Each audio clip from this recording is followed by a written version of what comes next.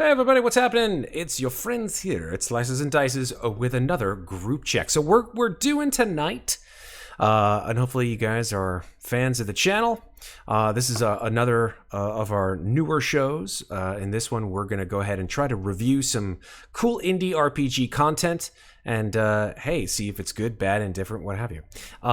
For this, as per group check, we have the sort of three-headed monster that we call here, within the group check confines, as you know, myself and two other peoples who want to opine or talk or whatever bullshit about what we're talking about here.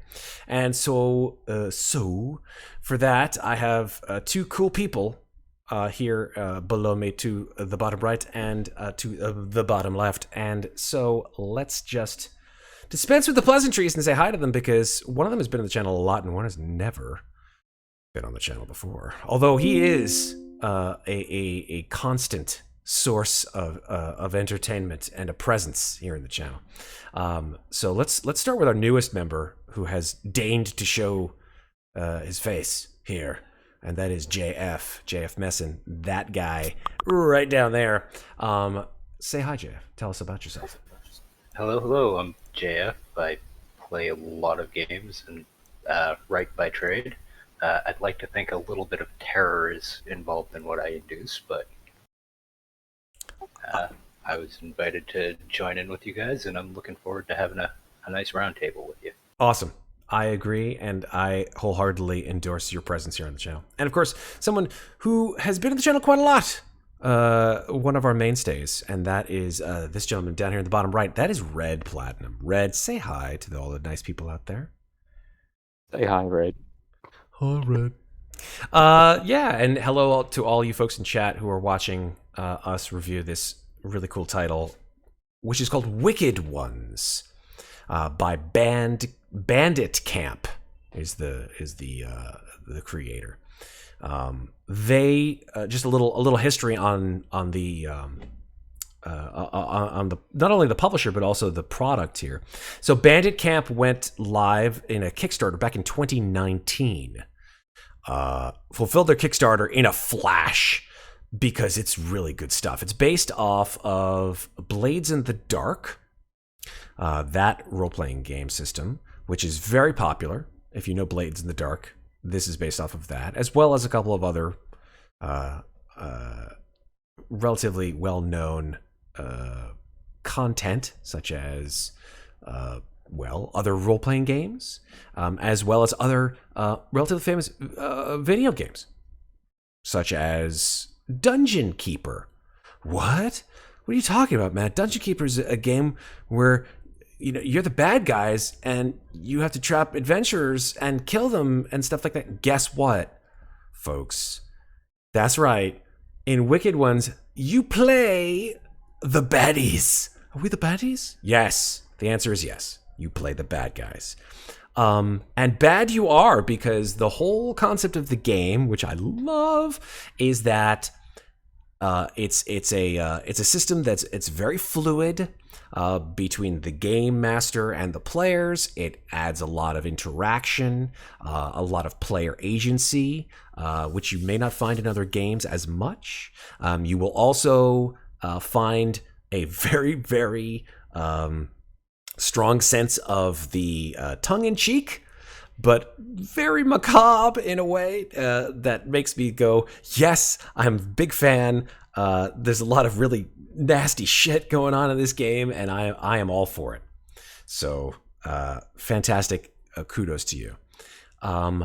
Beyond that, do any of you guys want to sort of give a quick primer on how you felt about the game just coming into it, like before you even started reading about it?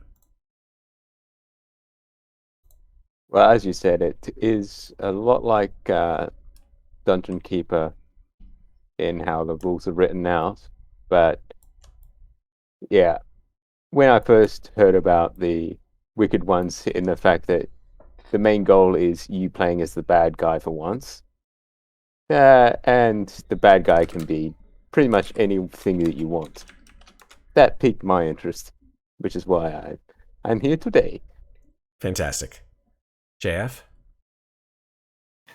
I saw this, and A, I'm a big fan of the Dungeon Keeper series. I've played it since I was a kid, and B, it's a nice mix of the tabletop RPG, the resource management, the story-driven and character-driven kind of style that I really enjoy. So I was really curious to give this a look. Awesome.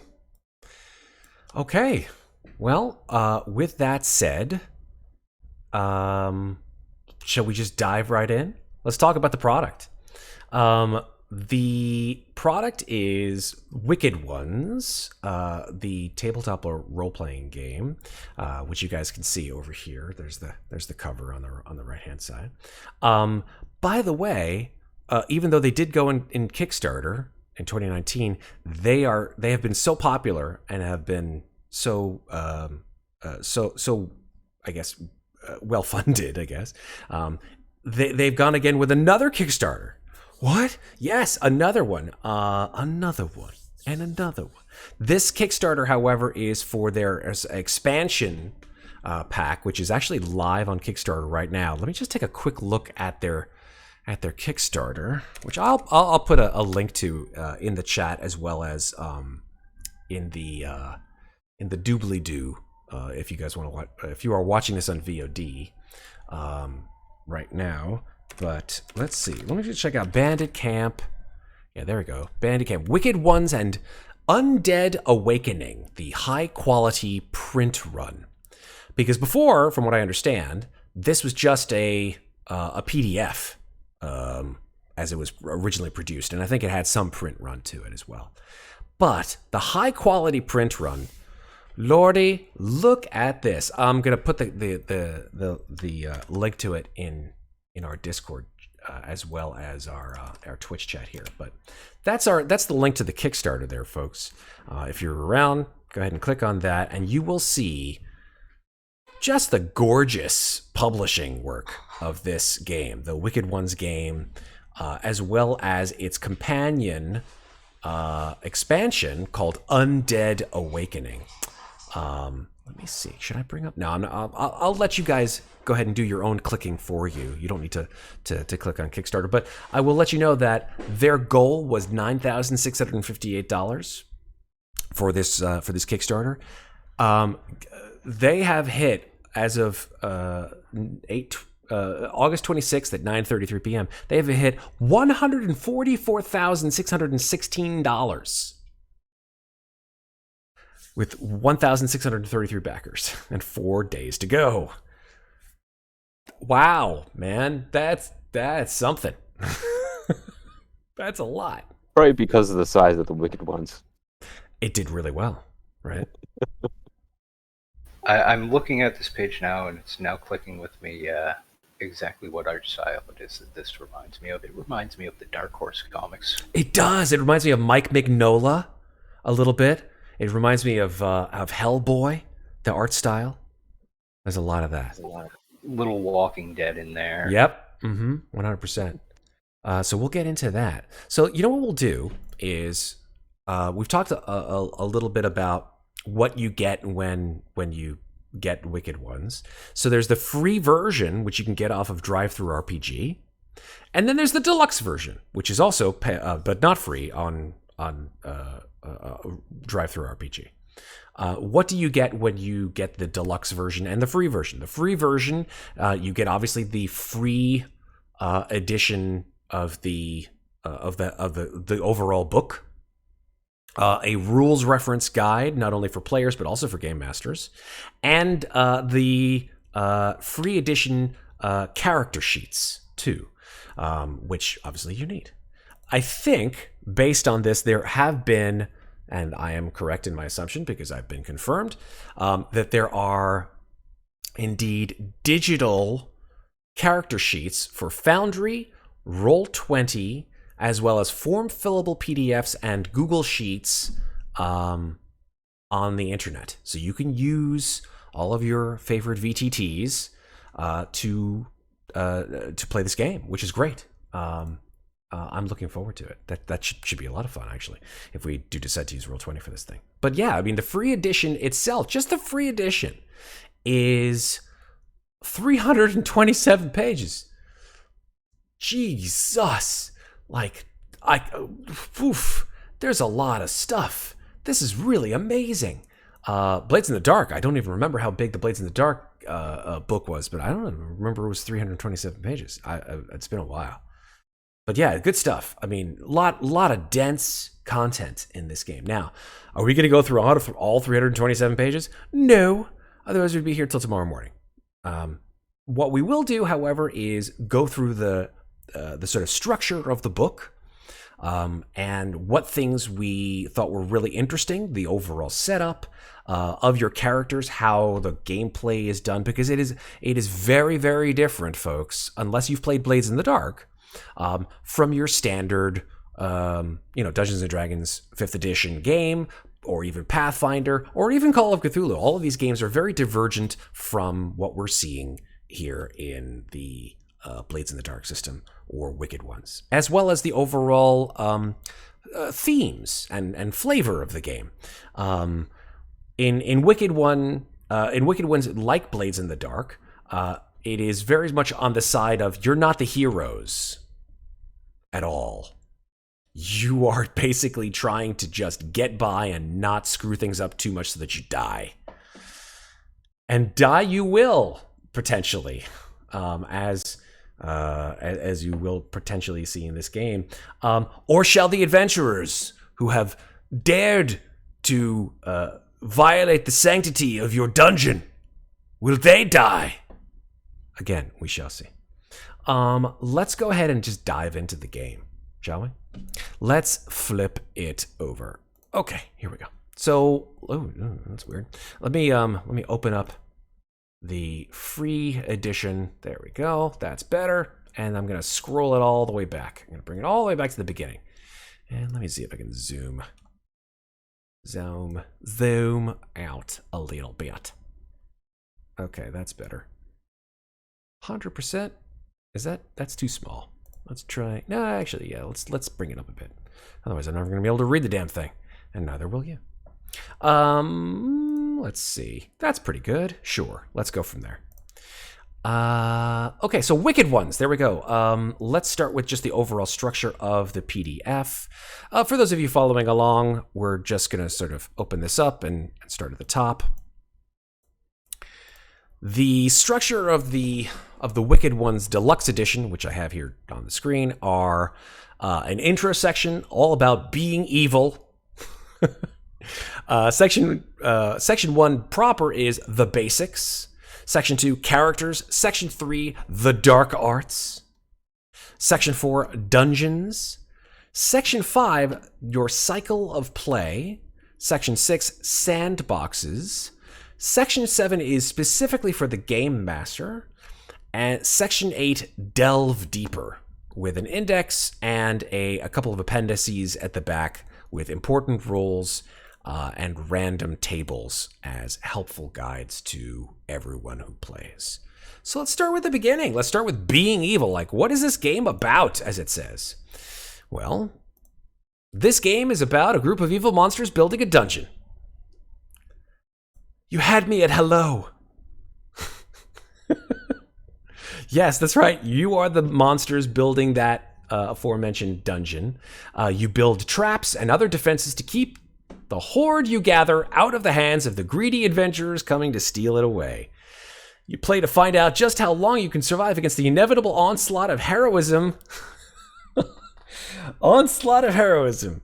All right, let's go. Let's make it a thing. That's your misdeeds bring. You find out why monsters need to hoard all that gold, who builds all these traps, and how much fun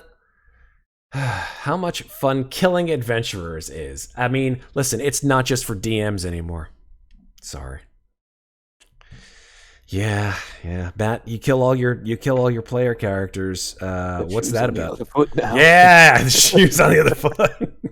You are the keep them alive so you can keep tormenting them. Listen. Welcome to my world. No, I don't do that. You are the villain of this story. you are wicked ones. So the whole concept that sort of you want to bring into your headspace is, okay, role reversal. Now you're the bad guys, and you're trying to protect your dungeon from adventurers, those foolish heroes, and all of their shenanigans. So yeah, let's just take a little bit of a deeper dig here. Whoa, that's my goodness. I'm going to just do that and scroll. Here we go. It is assumed that your story takes place in a fantasy world. There is no base setting for the game. I'm just gonna scroll down to our salient sections here. Again, Forged in the Dark, because it's a Forged in the Dark. Basically, it's based on Blades in the Dark. And what else? Touchstones and tone. So, as we've already stated, it was influenced by the game Dungeon Keeper, or its successor, War for the Overworld. And as I think we mentioned a little bit in the pre-show, Dwarf Fortress, I think you had said, Red, is something that you thought was really sort of keyed into this game. Dwarf Fortress, and then there's Overlord as well. I played Overlord just for a smidgen, just for like a little bit, and it was fun. All three of those are games I got very into. I never played No Country for Old Kobolds, but that sounds like a great name for a game. Call me crazy. Well, kobolds are always fun. So. Oh yeah, Goblin Quest. It's important for the GM and the players to create the right tone for the game together. It shouldn't be. Oh my goodness. It shouldn't be cartoony, and the monsters aren't bumbling fools. They're vicious killers with dark hearts filled with malice. So just like every other player. Well, this is a real chance for you to let it out, Red. But here's the thing. This is the trope to sort of avoid, right? If you have a Dungeons and Dragons game or any other kind of role-playing game where it's like, okay, now we're playing evil characters. All right, everybody's evil, neutral evil, chaotic evil, lawful evil, whatever, fucking alignment out the door. We're evil. We're evil characters, and we're all in a group of evil characters. Chances are that is a flag to a lot of players who are like, I'm not playing in that game. Right? Mm-hmm. They don't want to play in a game where it gives other players that they may not know or may not trust license to do things that they find reprehensible.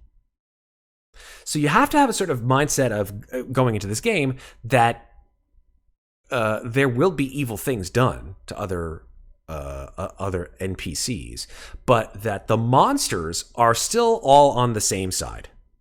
They're all trying to do a common goal, which is to keep their dungeon in order and kill adventurers. So it's the flip side of adventurers who are like, a whole bunch of murder hobos. Instead, it's now murder kobolds. I just made that up on the fly. You're welcome. They're not murder hobos because they actually have a place to live. That's true. Yeah, they don't go from, they come out for every once in a while, and then they kill a whole bunch of adventurers and take their gold, and then they come back, and if they've raised enough ire amongst the villagers, they'll, send adventurers. I'm getting ahead of myself. Let's continue, shall we? Okay, here we go. What you need to play. You need the book. You don't need Blades in the Dark. I guess that's the reason why this book is enormous, and you don't need Blades in the Dark as well as it. You need some dice. What kind of dice? No D20s. This is a 6-sided dice game. 4 of them per person. Or maybe a little bit more, depending on how good you are at what you do. You need a game master. This is not a non-game master game. There still needs to be someone who controls the action outside of your players. 2 to 4 people for the monsters and character sheets, paper, pencils, etc. And they come for free, which is great, at banditcamp.io/wickedones. Oh yeah, they always say pencils work best for drawing the dungeon. I love that. Because you're going to be mapping out a dungeon as well when you play this game, which is great. Okay, let's talk about the gameplay. Let's talk. You start the game by choosing a dungeon theme, which helps make the players that have similar ambitions. I love that. It sort of gives everybody in the game who's playing the game a sort of commonality to hook into, which is great. The dungeon gives you some rooms that you can build, and then players make characters by choosing a calling from the list over here on the right. These are essentially the character classes. Brute, Conniver, Crafter, Hunter, Marauder, Shadow, Shaman, Warlock, and Zealot. We'll get into those in a bit, but I love each one of them for their own individuality. When you build your dungeon, you draw it out, and then you make all the rooms, all the traps, the doors, if they're locked or not, and all the creatures that inhabit it, all of your little minions that you populate the dungeon with that stymie your adventurers until they come, if they survive, to fight you. Because just like any good boss or boss level, you await them in your sanctum to see if they even get to you, and then you fight and see what happens. What does a character do on their turn? There are actions which you can do. And we'll get into turns as well in a little bit. Actions, and you rate those actions 0 to 3 dots. It kind of reminds me a little bit of Vampire the Masquerade with the little sort of dots that you can use, which then you use to make rolls for those actions. And then the game master determines two things: position and effect. Hey, JF, I know you read this a bit. Can you sort of give us a quick rundown on what it is, what position and effect mean when you do actions? So position is kind of like your starting point, whether or not you have an advantage or a disadvantage in your beginning state. It also counts through the state. So if you're making a roll in a default position, it can, depending on the effect, which I'll get into in a moment, it can bring you into a better or a worse position, which further modifies your rolls. The effects are the results of the action you chose, and with strong results, you get very good results. With weak results, you don't get as much done. You can roll a 0 and get no result. A lot of this is a sequential. You fail, you succeed, but with consequence, or you succeed without consequence, with the rare potential of a critical where you succeed with a boon. So can you give us an example of how position and effect factor into actions? Like, give me an example. So one of the things you can do is you can go out on a raid. If you've taken time to plan and role play through the planning, that can give you a better position if you've scouted out where your enemies are, what your target is. The more knowledge you can bring to the table, and that kind of thing gives you more of an advantage, gives you a stronger position. And that changes the number of dice you roll to see what the effect you get from your action is. And they're generally left pretty default unless something comes up that would put your characters in a better or worse position. If you're defending against an ambush on the way back in the middle of the night, you might have the advantage because monsters can see in the dark. If it's trying to hide from a group of hunters in bright daylight in the middle of the plains, you might be at disadvantage because you're easier to spot. Okay, I get you. Cool. So some sort of environmental ways of giving you bonuses and penalties. Sounds like Environmental and role playing. This is very narrative driven. Cool. I love that. Okay, neat. So those are that is sort of the overall effect on your dice rolls. Let's talk about the dice rolls themselves and how those work. So I believe, as it says here, that you roll those 6-sided die equal to the action and its rating, and you choose the highest result from the roll of all of those dice. If the highest result is a 1, 2, or 3 on those 6-sided dice, then it's a failure, and you suffer a consequence, depending how bad, as JF said, your position was. If you get a 4 or a 5 as the highest roll on your die, then it's a mixed success, meaning you manage to accomplish your goal, but you suffer a consequence as well, so good and bad. And then if you get a 6, it's a success. No consequence at all. If you happen to roll on your die 2 6s, then it's a critical success, and you get an awesome extra benefit along with your success. Consequences, as they say, are the bad things that come along with bad rolls: taking shock, becoming bloodied, etc., etc., etc., and hopefully not killing you, depending on how things go. However, you have the ability, as it says here, to resist that consequence, reducing its impact or even completely negating it. However, the consequence of resisting a consequence is that you take stress, depending on the roll that you make to resist that consequence. And that stress can be good, or it can be bad, as we've seen in games. Stress can give you the ability sort of to improve your rolls, and if you get too much stress, then bad things happen. Stress in this one is also a class resource, basically, similar to a monk's key points or something. Mm-hmm. So you expend stress for your abilities.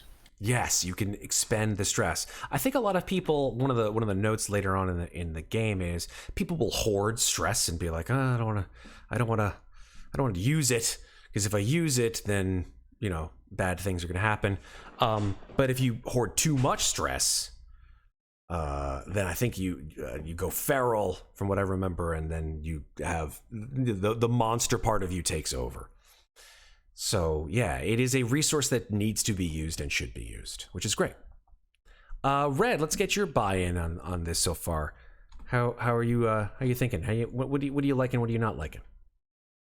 As I said, I'm kind of liking the stress mechanic that they have in this, in that you can only take your character so far before they just go right off the chain, and then that we'll get into later in the book. But how they go off the chain is based on their was it the class or the it's not the class, it's the what do they call it? It's the I messed up. It's called the calling. The calling, yeah. Yeah, sorry. Yeah, and how they go off the chain is based on the calling. I went a little too far, so I'm going to scroll back up. Yeah. Okay. Sorry, I'm just going to keep on scrolling. Oh, there we go. So, for example, the brute would just go out and hit everything. Yep.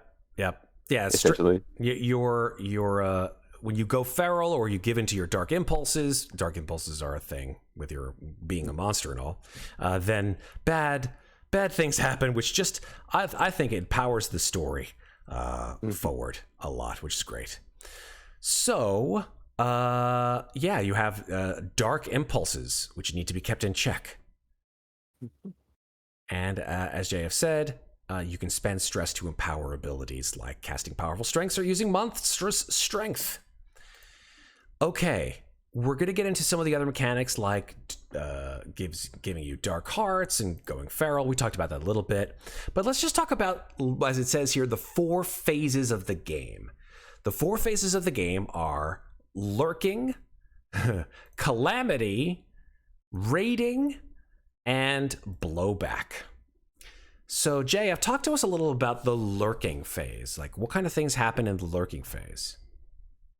So the lurking phase is really just the downtime phase.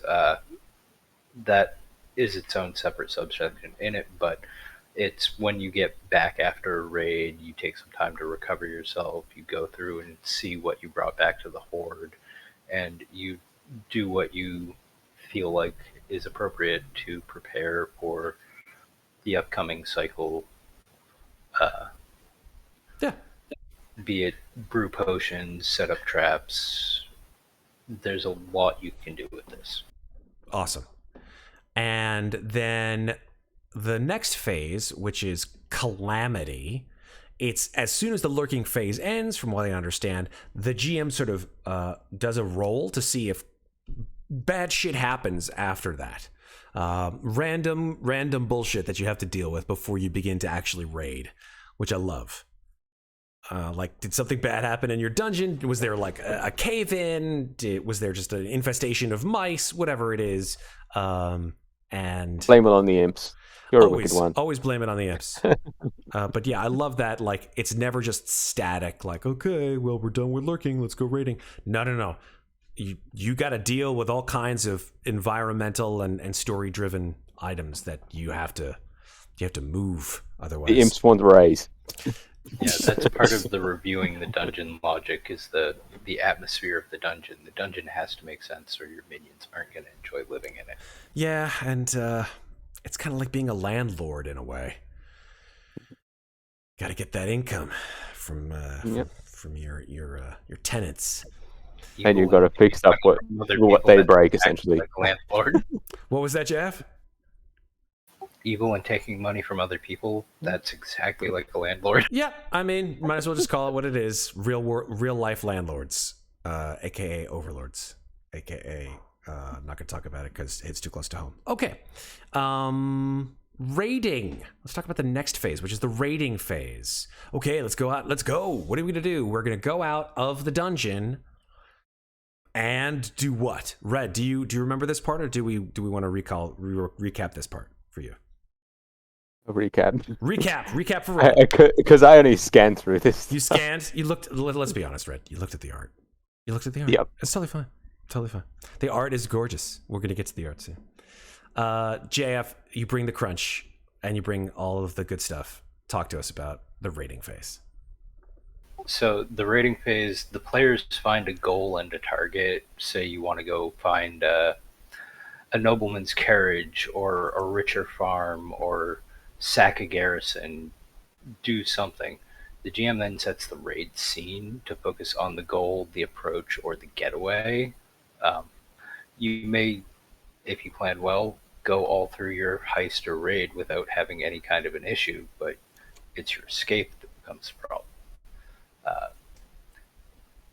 The GM will work with the PCs to set details about the raid, like, oh, how did you get over the wall? How did you get past the guards? How did you do all these things? That sets the scene for it a little more deeply. The GM then rolls engagement and starts the raid with the first step of the raid already in progress. And then the group reviews the raid plan. You go through and you see how everything works and see how well you stick to the plan. And afterwards, the GM rolls for blowback. Ah, boy. Blowback. First of all, can I just say something? I love the fact that there's literally a phase called blowback phase. It's not like shit happens. It's just like, what did you do? Oh, God. It's the find out phase. Yes, it totally does. Nothing comes of nothing, but raids seemingly have definite effects on the overall world. Like, what did that occur? What nonsense occurred after your raid that caused the problem that you're in right now? Okay, cool. So let's move on past the blowback phase. Actually, that's it. It's just the blowback phase is the last one, right? Yeah. Mm-hmm. So then we'll go into maybe a little bit of an explanation of all of these phases and stuff like that as we move through this.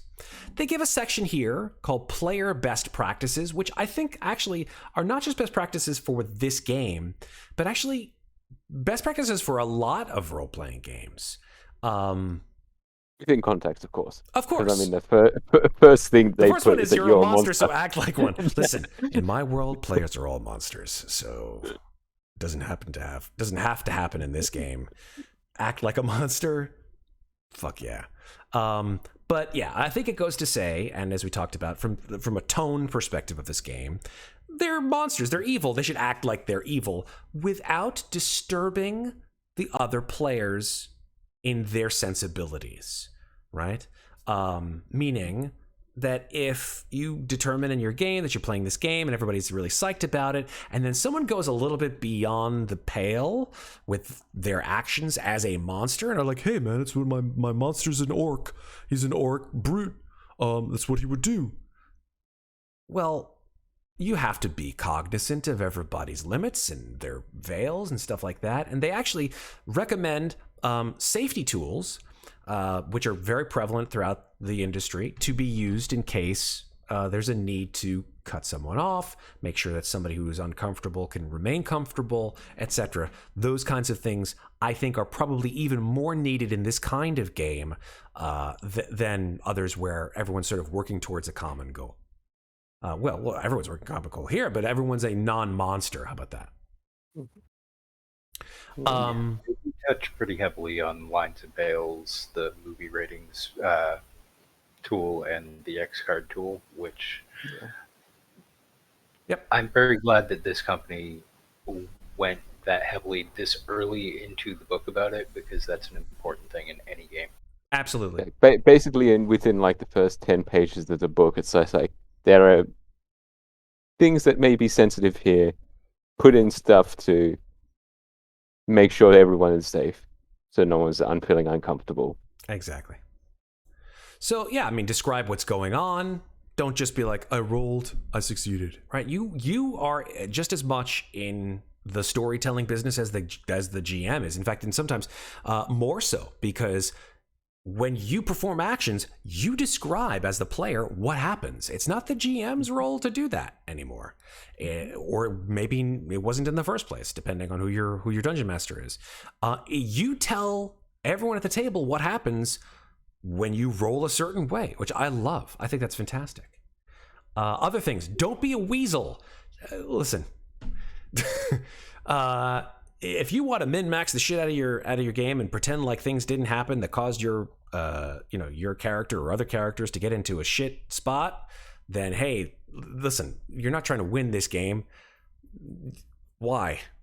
Just roll with it, man. As they, no pun intended, just let the story take its place. Do what your PC would do, and just if things go south, just be honest. Don't try to fudge the die. Don't try to do that shit, because if you do that, no one's ever going to trust you in any role-playing game ever. And let the story play by itself. Let the dice tell the story. I like that. I like the fact that they also bring up that as a player, you're not 100% concerned about your actual character. You're more concerned about the dungeon that you're building. Right. Exactly. That and the mechanics of the game don't really lend to that either. You're right. They do not. Absolutely not, in fact. So it's hard to fight against the game mechanics in this regard. Don't run from danger. Embrace it. Love that. When in doubt, listen to your dark impulse. That's great. And it's up to you. Not your dark impulse, your character's dark impulse. Yes, yeah. Let's be clear. This is you as a character in the game. Like, don't play with your dark impulses outside of the game. That you'll get arrested for that shit. It's up to you to tell a good story, to tell a cool story. It's up to you. By you, everybody, right? Telling a cool story is no longer the domain just of the dungeon master. Although the dungeon master oftentimes is like, well, what do you do as a dungeon master? You're a storyteller. Sure. I have always thought, and still think, that when you play role-playing games, everyone is the storyteller, right? It just happens to be that the person who's running the game happens to have the script, or at least part of it. maybe a half of it. The at best. scenery. Yeah. They're basically just the stagehands. Right? They're the guys in black who are like, I'm just going to move this tree over here, just an inch to the right. Okay, cool. Mark that. And that's it. Like everything else, it's up to the players for the most part. Well, the DM's in control of the traffic lights. Sure. The players can choose which direction they want to go. I don't know. I feel like sometimes the players are in control of the traffic lights too, because they can stay in a city forever if they don't. Exactly. wanna. So they can just do blockies. Yeah, exactly. But the DM controls what's inside that block. Fair. Cheer for your dungeon, not your character. Your dungeon will outlive any monster character you're playing. It's the center of the story. Like you said, Red, right? You go for the dungeon. Yeah. Then they have practices for game masters, which I think are, again, just great practices overall. Be the PC's worst enemy and biggest fan. I think that's a really great best practice for any role-playing game. Give them challenges and then cheer them on when they succeed. Bring the world to life. This is a good one. This baby system endemic, which is be the dark desires lurking in their hearts. I don't know. I kind of feel like that in Ravenloft sometimes. Challenge the PC's dark impulses any chance you get. Keep a list of them in front of you and give a bit of thought in advance to how you can tempt them away from the task at hand. Ooh. Oh, yes. Yes. This is one that's actually kind of for many dungeon masters who are sort of keep their cards close to their vest and who want to make sure that they keep the narrative to themselves and then allow the players to sort of, gain agency every once in a while. Hand the narrative reins to the players. This is a big one, right? You are giving them the ability to tell the story more so than you, which is important. In fact, if not thematically essential to the game. And keep the game moving. Well, we all want to keep the game moving. And never forget that the world hates monsters. The world is out to get them, so don't pull your punches. The game's supposed to be brutal. Anybody else want to play a ridiculously brutal game? What is the deal with everybody wanting to play brutal games nowadays? Do people like dying over and over and over and over and over again? Apparently so. I guess. Maybe that's the appeal of Dark Souls, isn't it? I guess, yeah. That's what I was going to say. But why? I don't play Dark Souls. I hate that shit. Dark Souls, Sekiro. What other ones are there? But the whole concept of those kinds of games as video games are like, I'm going to beat this game. And then when I'm done with it, I'm going to put the controller over there and go, I'm never touching that game again because I beat it on X difficulty. For those of you who play Dark Souls who are like higher and higher in difficulties until you want to play, that just seems like so Sisyphean to me. Like, why would you do that? Why would you roll that rock up the hill only to have it come thundering back down again? That just makes my eyes bleed thinking about it. Nope. I'm the exact opposite. I'm a casual gamer. What was that, JF? Sorry. I used to play Dark Souls as a drinking game. That's a really good idea. Yeah, you take a shot every time you die. Ooh. Damn. Yeah. I'm one of those people that found it more technical than anything else. So Fair. And I'm the filthy casual. I'm a filthy casual too. I'm so filthy that I don't even pick up that fucking game. Like, not even close. All right, quickly. How evil is too evil? The monsters are wickedly evil, perhaps comically evil a little bit, but not misunderstood evil, which I think is a trope of relative recent history of like, no, the monster's not really a monster. Let's do a revisionist version of this monster where he's the good guy. Sometimes you see that in relatively recent media. And sometimes I like that kind of approach. Not here. Here, you are evil. You are evil as evil gets, and that's okay. I don't know if any of you saw the Dimension 20 mini campaign, which was called Escape from the Bloodkeep. Yep, seen that. The one with Matt Mercer. Uh-huh.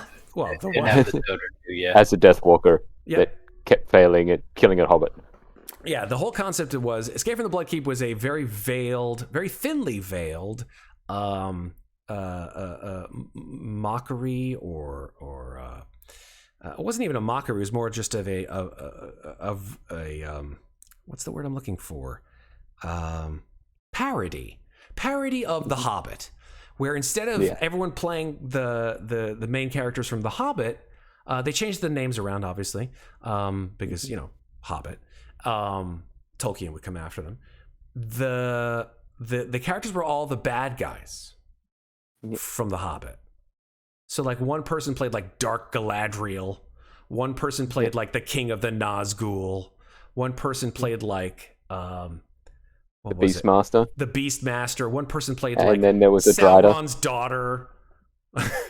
Which was, and then there was the Drider. Yes, the Drider, the one who was like the Spider Queen, who was basically like Ungoliant, essentially, if you're a giant Hobbit. The mother. Yep. Yeah, I mean it was hilarious. And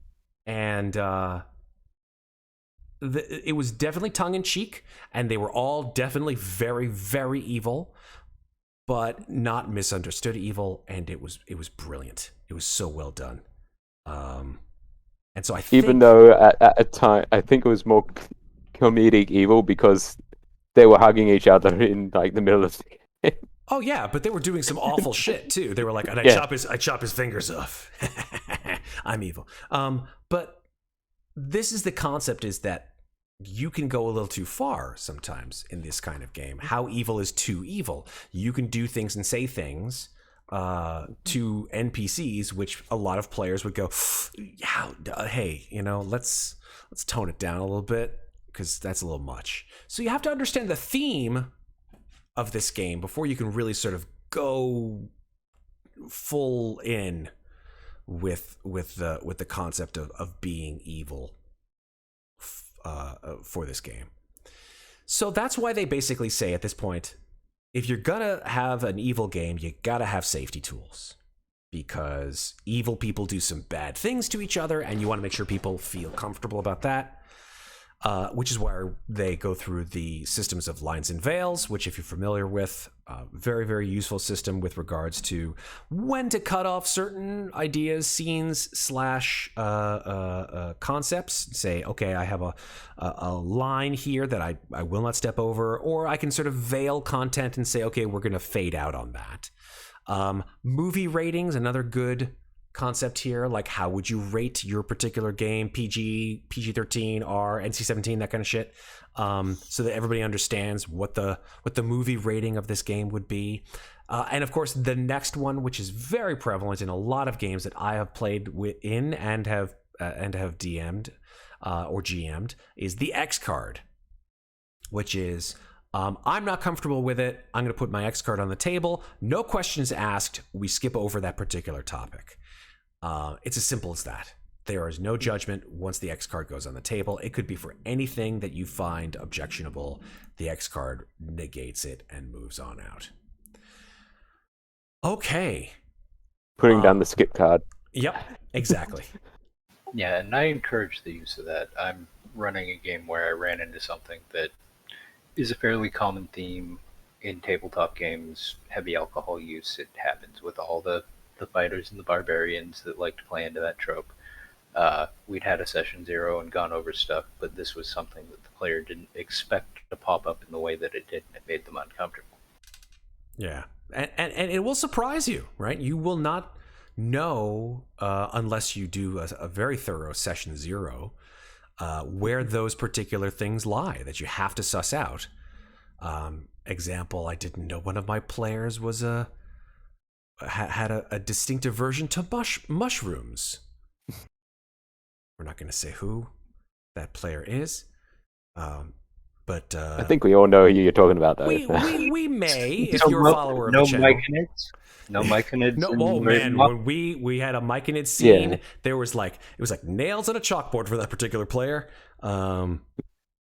Yep. No Circle of Spores druids. Oh no. Circle of Spores druids. Anything to do with spores, just had to skip over. So yeah, mushrooms are a no-go. But yeah, I mean, it's important to get to know what your players are uncomfortable with and to respect that.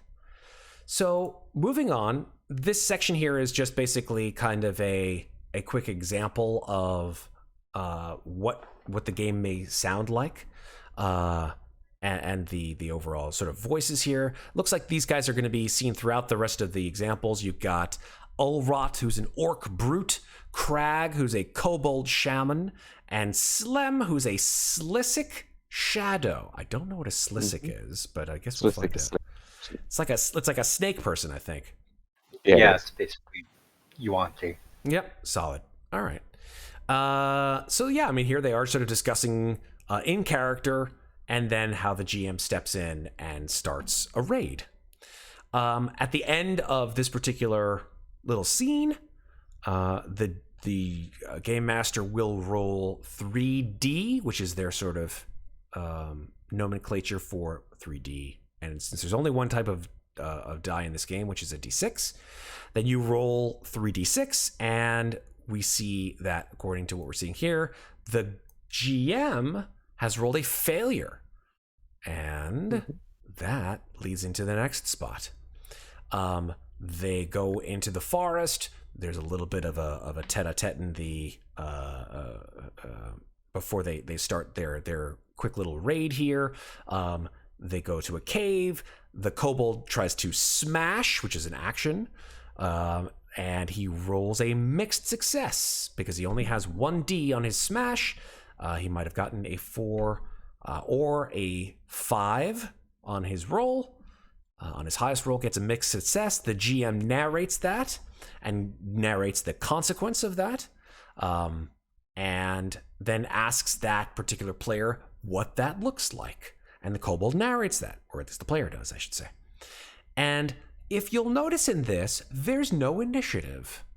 What? What do you mean there's no initiative, Matt? That's right. People go when they feel it's their turn to go.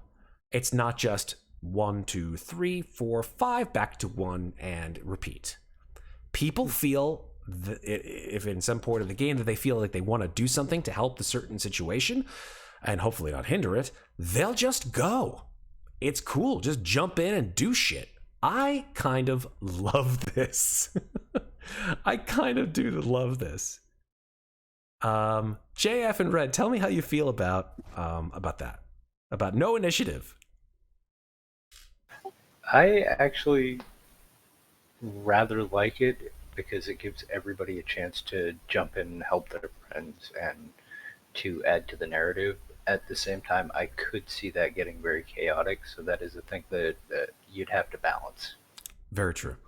Red? Well, I'm kind of on the fence about it personally, because of the real opportunity that one person just, okay, I do this, and this, and doesn't give the other player the opportunity. Absolutely. It's like, okay, everyone in the room's dead because this one person just took the reins. Yeah, and I think it's something that you as a player have to balance and trust that your other players are there to help with the situation. If you steal the spotlight, which I've seen many a player do, and whether they know it or not, it's not necessarily something that people are conscious of sometimes.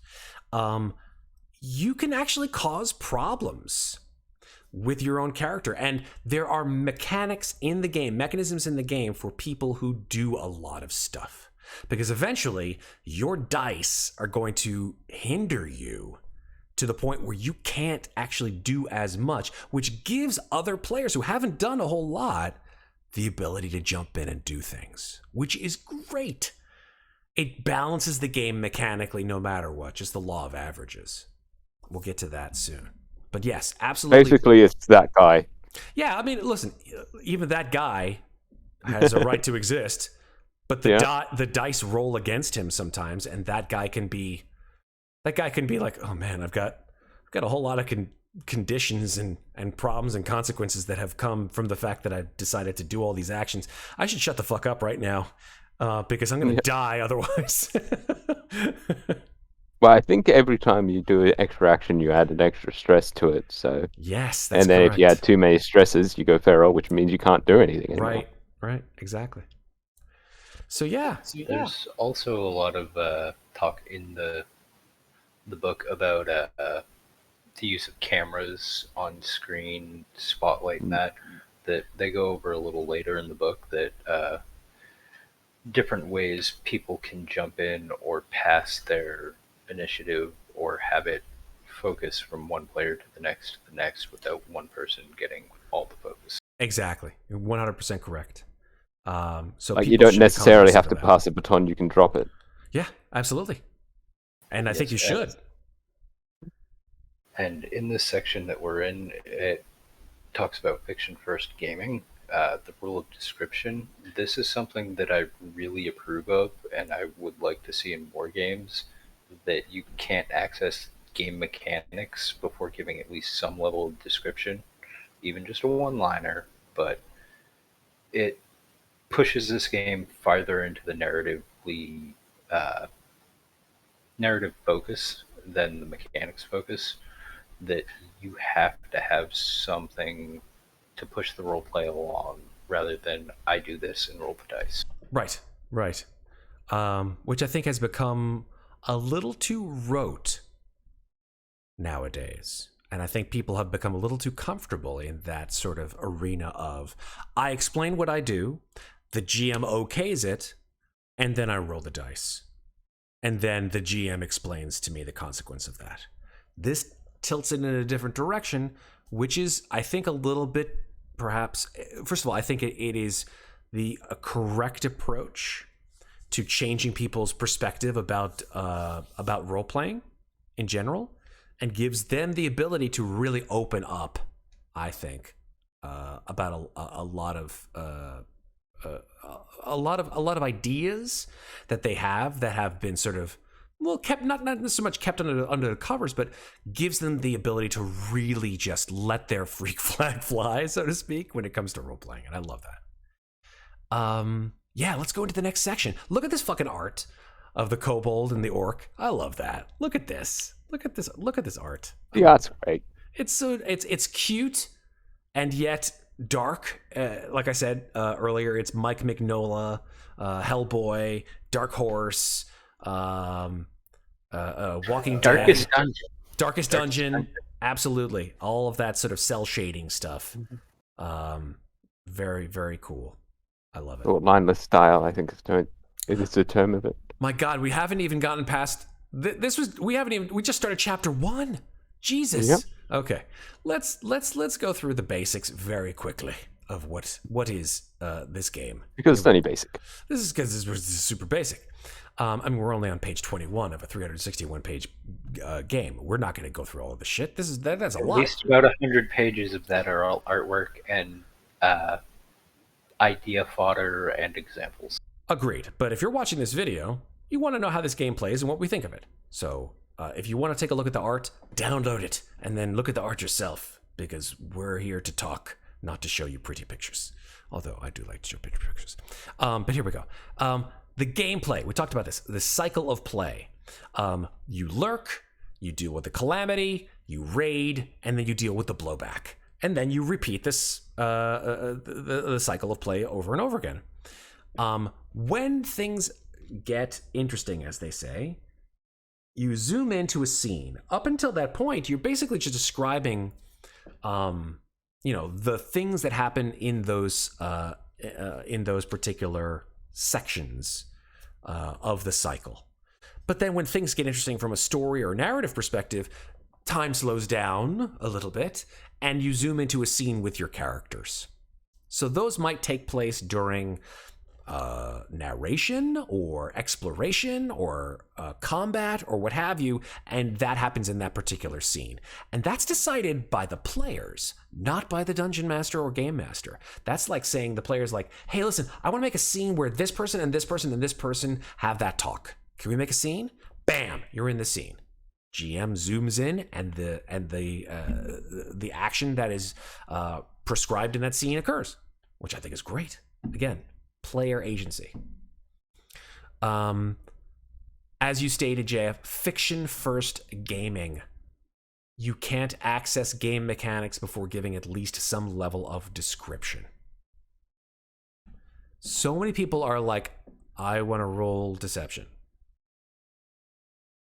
Well, wait a minute. Okay, how are you deceiving them? Yes, exactly.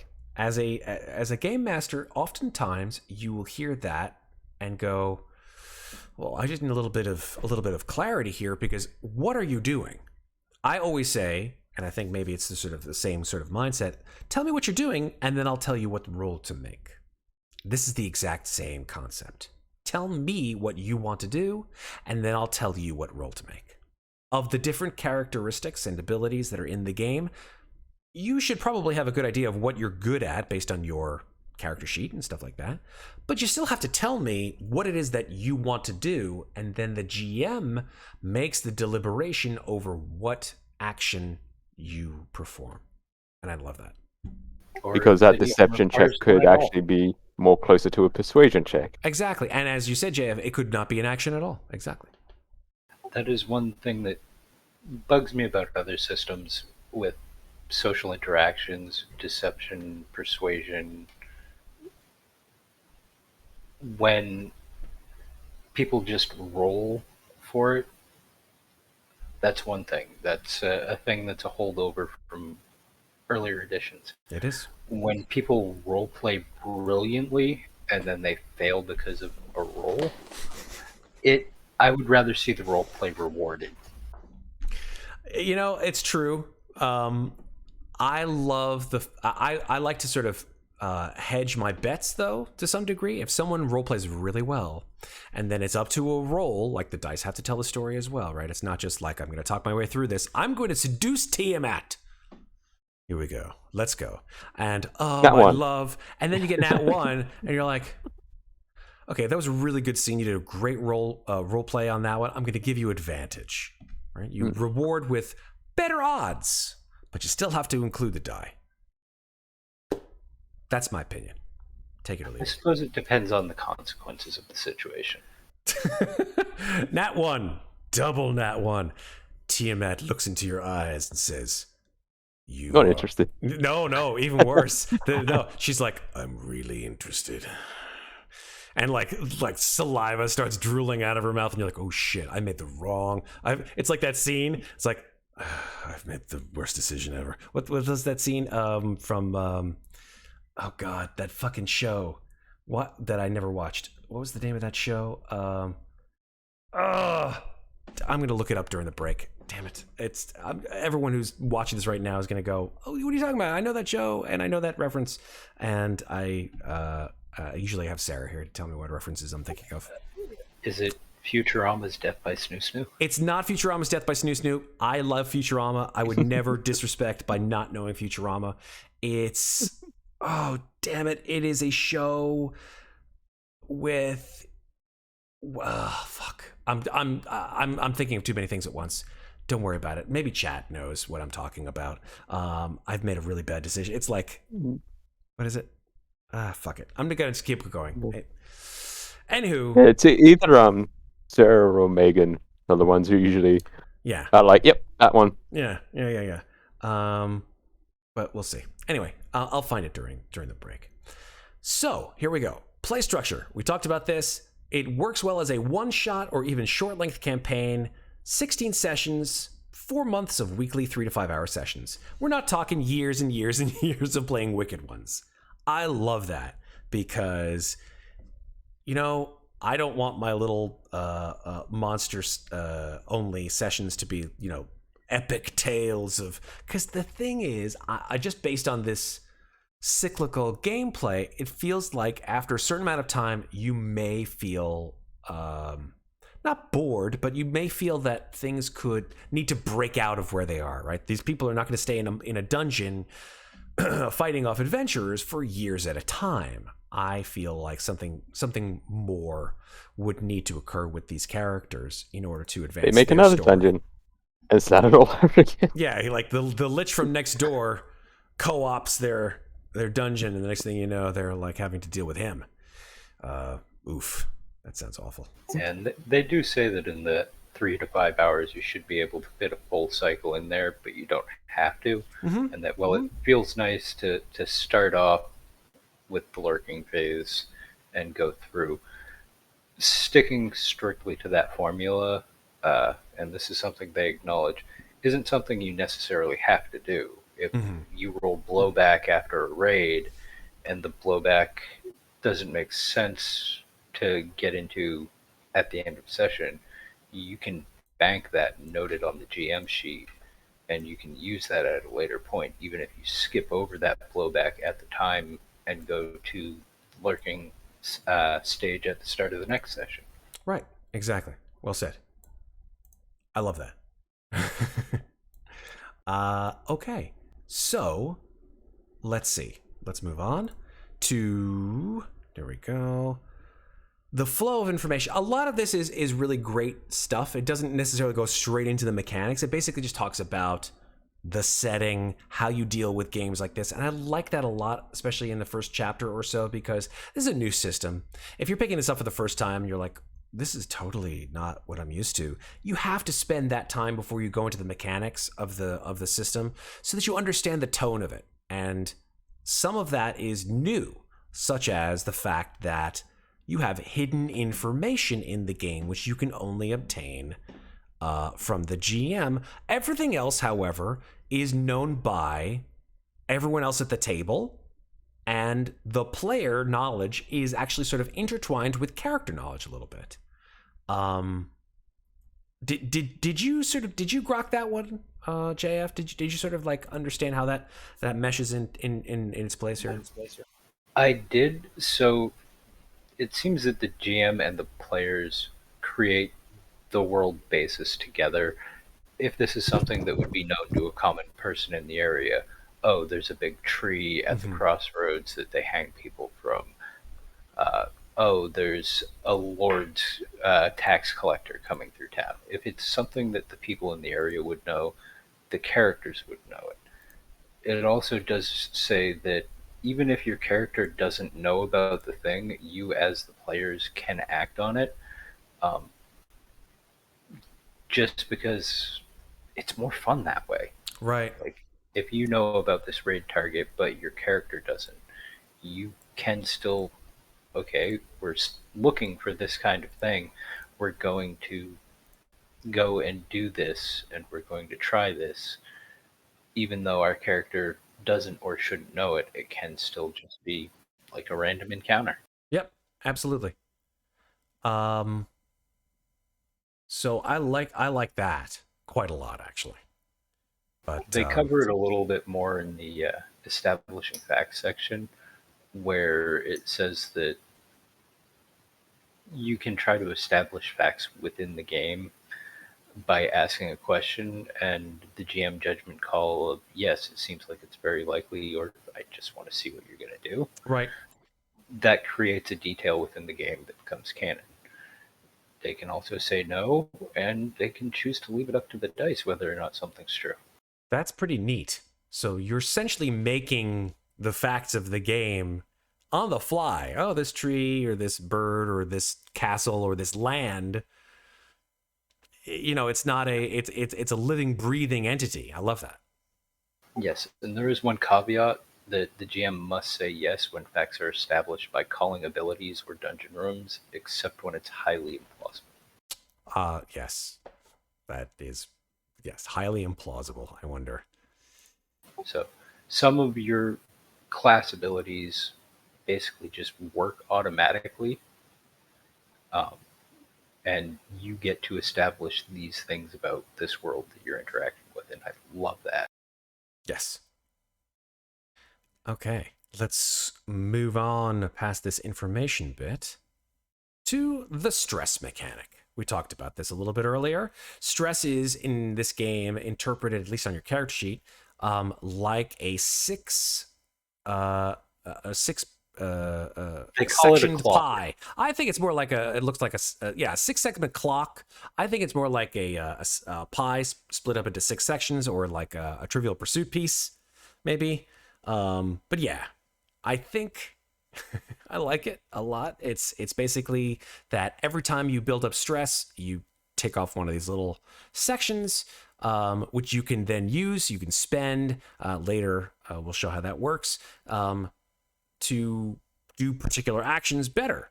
And the amount of stress that you can spend, I think, is between 1 and 3 sections of stress, depending on what you want to use and how you want to use it. And you can clear stress one at a time. So you can't clear stress if you have 0 stress, but you can clear stress at a certain segment, actually, of the game. I think at the end of every cycle, stress resets back to 0. Yeah, at the beginning of the lurking phase, I think it is. Yep. Stress and a couple other things reset. It's basically a long rest. Yeah, so, I mean, if you're going to go ahead and gain that stress, don't, don't just let it go without using it, because at the end of the cycle, you're going to lose it anyway. So you might as well use it. That's the whole concept of it. Yeah, it even says here, use your stress. Don't hoard it. I love this little guy here. This little angry demon. These are not potions in Final Fantasy. You can use them, and you're encouraged to do so. Yep, it is an imp, but he's adorable. Just want to Yeah, the imps give you advice. Yep, thank you for the advice, Mr. Imp. Okay, we talked about the dice. Here we go. Again, examples of failure, where you have 3s, 2s, and 1s, mixed 4s and 5s, and successes, and critical successes. One thing that comes as part of failures, mixed success, and critical are the ticks of the progress clock for actions. We'll talk about that a little later, but as you can see, failures don't give you any ticks of that progress clock. Mixed successes give you 1, successes give you 2, and criticals give you 3 or higher. It also determines how many slashes that you get on an adventurer's hearts. Hearts are essentially hit points in this game. They look legitimately and work like the Legend of Zelda hearts. Yep, they are Legend of Zelda hearts or Minecraft hearts, if you are of that ilk and or age. But yeah, same idea. Here we go. Let's see. So you got 2 types of rolls in the game. Player rolls, which are action rolls, resistance rolls, and loot rolls. And GM rolls, which are engagement rolls, calamity rolls, blowback rolls, and fortune rolls, all of which have their own particular point in the game. We're not going to get into those specifics quite yet, or if at all, because it's just important to note that all of those rolls are based on the D6 system, and you can have failures, successes, mixed successes, and criticals for all of those different types of rolls. The most important thing is no matter what you roll, something happens. I love the fact that oftentimes in Dungeons & Dragons and in other role-playing games, you will make a roll and you will not succeed in that roll. And then nothing happens. And you go, oh, okay. My perception check failed. I didn't see a trap. Fuck. And then you fall into the trap. Or, my inset roll failed. I guess I just don't get any information. Fuck. Nope. In this game, there's consequences to every failure, and there are boons to every success.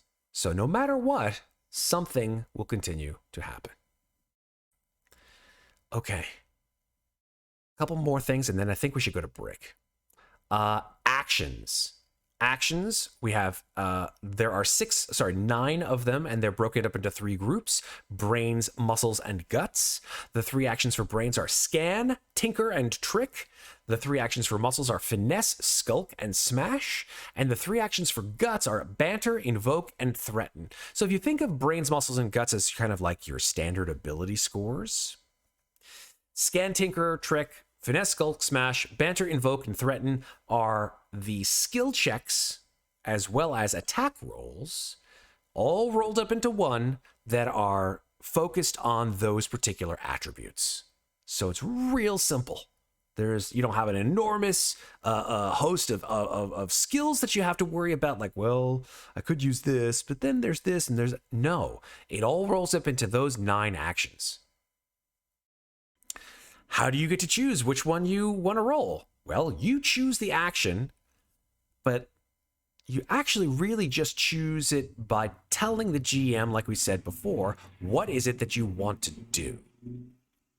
And then, after you choose that action, the GM says, okay, that sounds like X action. And then you can determine, based on the scenario of what's happening, as well as the, what do we call it? The pre-existing condition and the effect. What was it called? I think is it called a condition and effect? I think I could, yeah, position and effect. Sorry, whether or not you want to perform that action, because the GM will tell you, okay, well, here's how things looking right now. This is your position right now, and here's the effect of what may in fact happen. Are you sure you want to do this? Yes, I do. Okay, then you move forward with your roll. I hope I got that right. Does that sound right, Jeff? Yeah, I'm seeing that the roles have 4 parts: intention, action, position, effect. So you describe what you're trying to do. You do the roll to see what kind of, or your GM decides or asks you further questions like, are you trying to knock this door down by breaking it down? Are you trying to be more precise and, crowbar it open? And then it goes into how your progress goes, what kind of position it leaves you in, and what, if any, kind of condition results happen to you as a player at the end of the roll. Okay. Getting a little feedback there for me, Jay. I'm not sure if that's something. I think I'm not sure. You want to try it? Just try it again. I don't know. I'm pretty sure that was you. You want to try speaking one more time? Yeah, that might just be stuff going by outside. All good. Thank you. Yeah, it's gone now. Appreciate it. All right, super. So yeah, absolutely. So this gives the examples of the 9 actions that you can perform, and I think you can pretty much garner what it is that they do. Scanning is when you, as it says here, perceptively read situations or look for information. Tinkering, when you fiddle with something. Trick, when you try to deceive, confuse, or manipulate someone. Finesse, you take aim, maneuver, or use tools. Skulk, move sneakily through or launch a surprise attack. Smash, do I have to tell you? Banter, when you try to persuade, affably get people to help you. Invoke, threaten them. Invoke is interact with magic, and threaten, obviously, compel someone to do something against their will. Yeah, be a monster and then choose an action. I love it. Choose the action that best suits the monster. If you're a giant orc that likes to smash things, hell, man, smash. If you're a kobold that likes to scream at people until you get your way, threaten the fuck out of them, and then go and make that happen. Roll your roll. Yeah, and you don't have to be suboptimal, so that orc could try banter. Absolutely. You could be a snake person who loves to banter with people. I love that. He could be literally just like a used car salesman. Yeah, and as I'm saying, the orc that likes to smash can try and banter with somebody. I love that. Yeah, don't always go for your most affable skill, or action. Like, try new things. That actually is kind of the point of the game in a little bit. All right, so we talked about the action roll process, as JF said, the intention, the action, the position and effect, and then determine whether they want to actually do it or not. I'm just going to scooge down here. Narrate your success or critical success. Narrate your mixed successes, absolutely. It feels messy. It shouldn't happen with all of the different things that you hoped that it would. And then narrate your failures, too. Make them feel tense. Make them feel like, oh, shit, this is bad. And I love the fact that on a mixed success, an action is almost always as successful as rolling a success. Almost always as successful as rolling a success. Which is an important distinction, because if you rolled a success and then you were like, hey, nothing bad happened. Yeah, sure, I got the success, narrate that, but then there's that little problem that you got to deal with. Narrate that too, right? Always keep that in the back of your mind. I'm reminded of that game that you played with Sarah and Maeve when Maeve first joined the channel. God, I can't remember the name of it, but you were all playing different anchor people. Oh, yes, that was Fiasco. Right. Very much reminds me of that. Yep. The consequences. Yes, absolutely. Well, I mean, yeah, as it said earlier in this book, The good thing is, like if you roll like a failure, it's no, and then mixed success is yes, but, and then 6 would be yes, and then a critical success would be yes and. Mm-hmm. Yeah. So good, like perfect. So good that the success, like, it rings true not only with what you're trying to do, but it lays the success for whatever you're trying to do in addition to. So yeah. Yeah, the dice rolls really seem to just facilitate different versions of the basics of improv with the yes and, no and, yes but. And that plays really well into a game like this that is so narrative and story heavy, where no matter how well you do, you may have something go wrong. Agreed. And no matter how badly you fail, you might still get enough of the success that the dungeon manages to survive. Yes. Indeed. And I think that's kind of the whole reason why we play these games, to see what kind of crazy shit that we can get into. Right? If everything went smooth, then why the hell would you play these games in the first place? Okay. Yeah, like it says, there is no set turn order. You can grab the spotlight, declare the action whenever you feel is necessary. You pass the spotlight to somebody else when you feel necessary. The GM can point the camera to you, putting you in the spotlight and having you go with that particular action, etc., etc., etc. The most important thing is, because there's no turn order, going in a set turn order sometimes can create, as it says, unnatural sequences of action that you should be cognizant of sharing the spotlight with your other players. So try as best you can to do that, because that's only going to make the game better.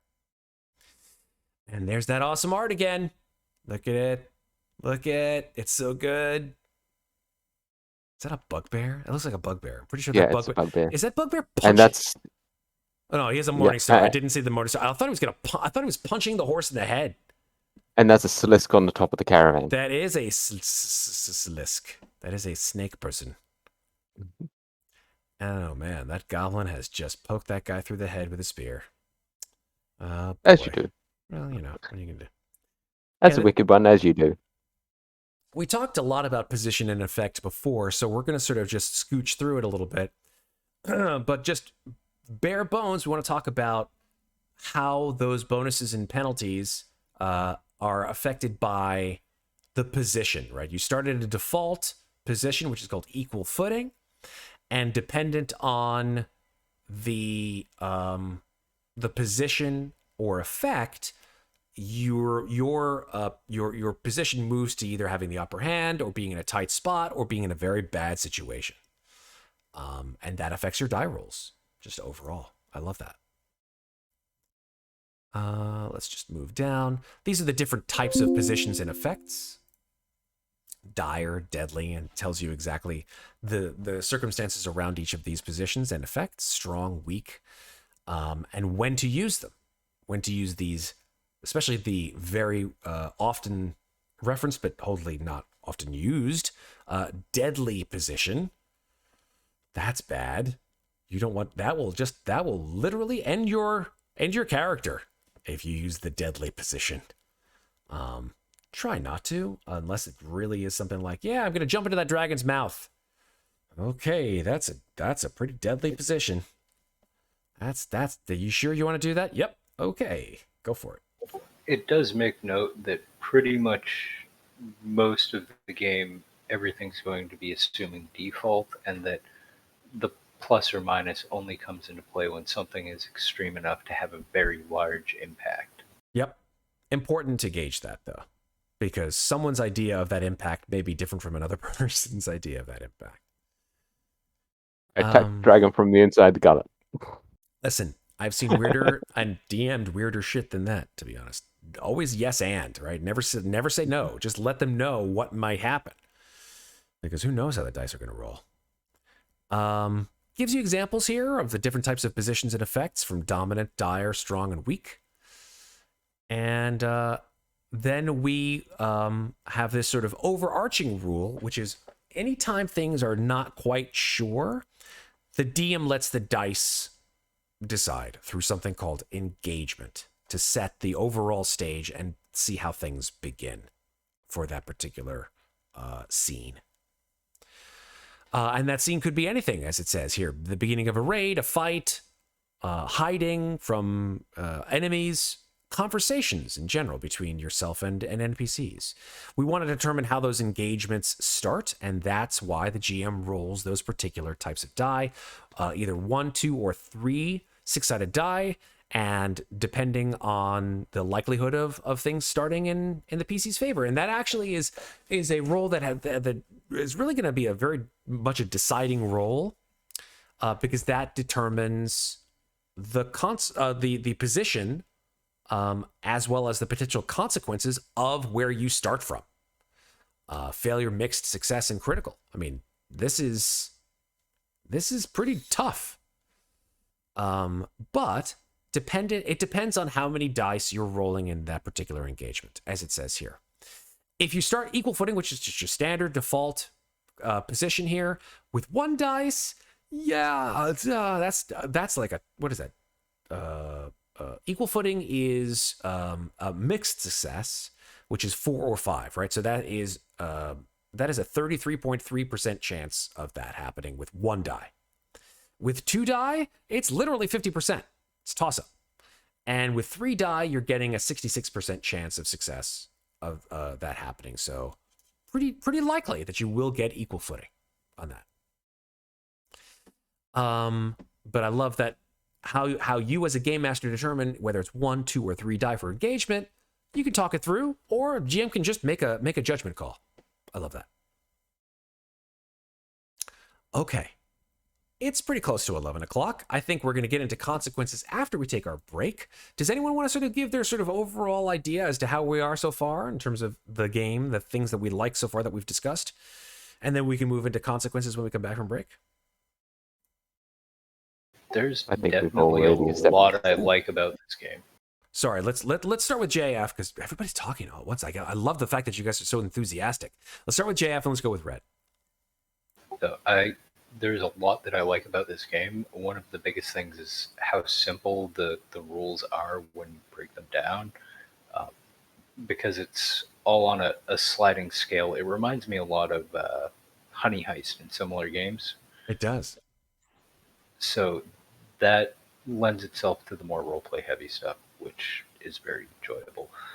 It also has enough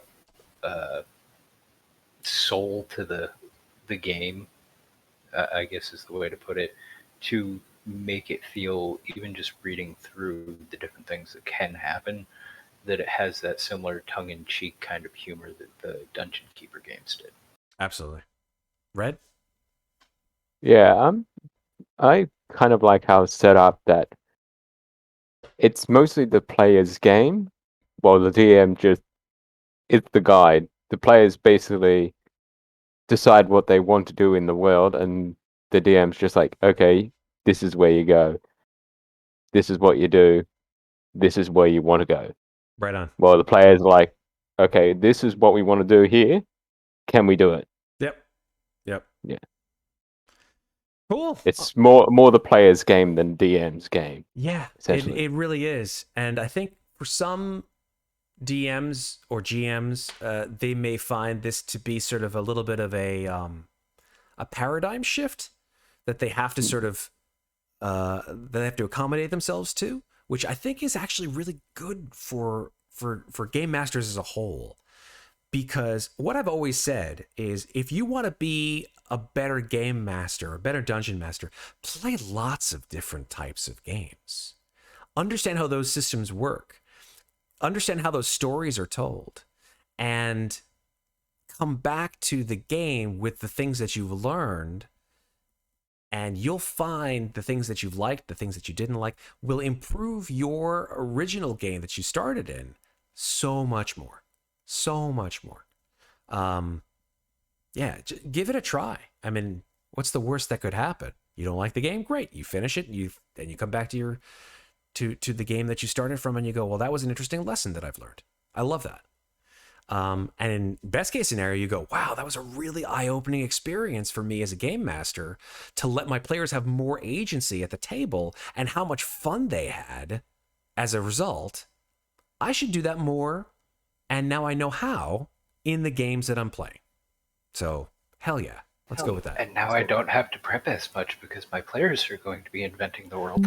Yes, and you know, it's a really good idea, especially if those players come into the game going, God, that was so much fun to have so much more agency. Matt, why don't you give us more agency? What's wrong with you as a GM? And then you slap them and say, come back to my game and shut your mouth. Well, not only that, but when they do create those things, they're going to be more invested in them and more invested in the game. And Absolutely. They're going to return to those details. Yeah, absolutely. No, all joking aside, you're absolutely right. That does give them a greater amount of overall context for the game that they're playing and can help them to be better players. Yeah. Basically, the fact that this game seems to be putting more onto the players' plates than the DM's plate. Yeah, to some degree, and I think the mechanics are really simple, which is easy. I mean, it's great. You don't have to worry about an enormous number of like things on your character sheet that you have to worry about. We'll get into the sort of the topography of the character sheet and all that jazz and how you make your own dungeon when we come back. We're probably only going to go for another hour or so, and then we'll cap it at midnight. But yeah, let's take a break and let's come back in let's say 5 minutes. How does that sound for you folks? 5 minutes good? Yep. 5 minutes good. Cool beans. All right, so we'll be back in 5 minutes, folks. Don't go anywhere. We'll come back with more group check here on Slices and Dices in just 5 minutes. So see you in a little bit. Okay, we're back. Consequences. Bad shit happens in this game. Yes, indeed. And that bad shit can follow you, through the course of the game. And that bad shit is reduced effect of the shit that you want to do, having a worse position with whatever you're attempting to do next, shock, being bloodied, or death, and complications. Oh boy, how do we go through these in order? I mean, look, bad shit is going to happen to you in the game. There's a very strong chance that you will die in this game. Probably not as strong as, say, I don't know, Alien. But this is a brutal system, and you can be like, you can get like hit and then knocked down to half health, and then you get hit again and you're dead. Like, that's it.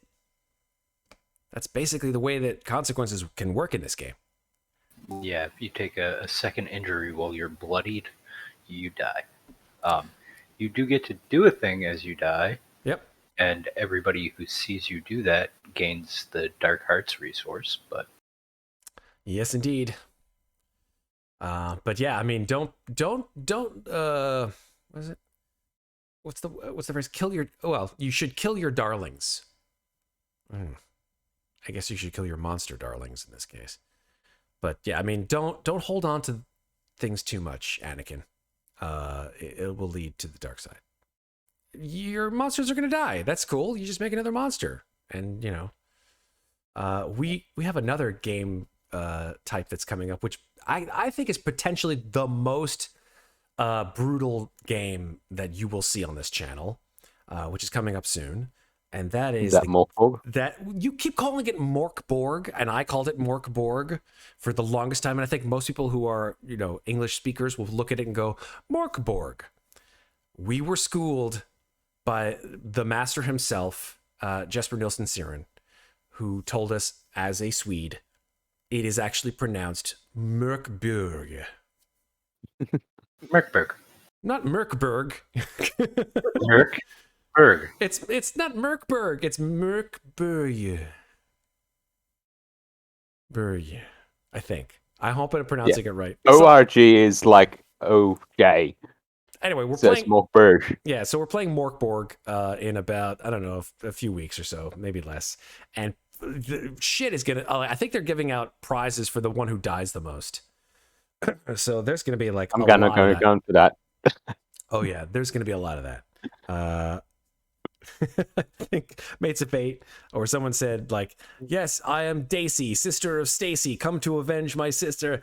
I'm dead. That was me. That was you. That was you, Red. Okay, yeah. There's a Well, lot of that. I added onto it. That was amazing. Yeah, there's a lot of that shit gonna happen in our Mork Bork game. God, I'm feeling so guilty saying it the wrong way now that I know that it's just like, I can read out what I posted if you want. that's okay. Let me introduce No. myself. I am Lacey, second cousin of Stacy, here to avenge Daisy and Mother Macy and. Yeah, exactly. People die in that game a lot. People die in this game, or I should say, monsters die in this game a lot. Totally happens. Understandable. But what's better than having your character die is having other consequences occur to your character. And that's okay. You should embrace the consequences. Make them part of you. Make them better because of them. Worst position. Shock. We talked about this. Represents temporary physical or mental conditions. Quickly shaken off, hindering you only just for a short period of time. Basically, penalties on the next action or resistance roll with any action belonging to the attribute.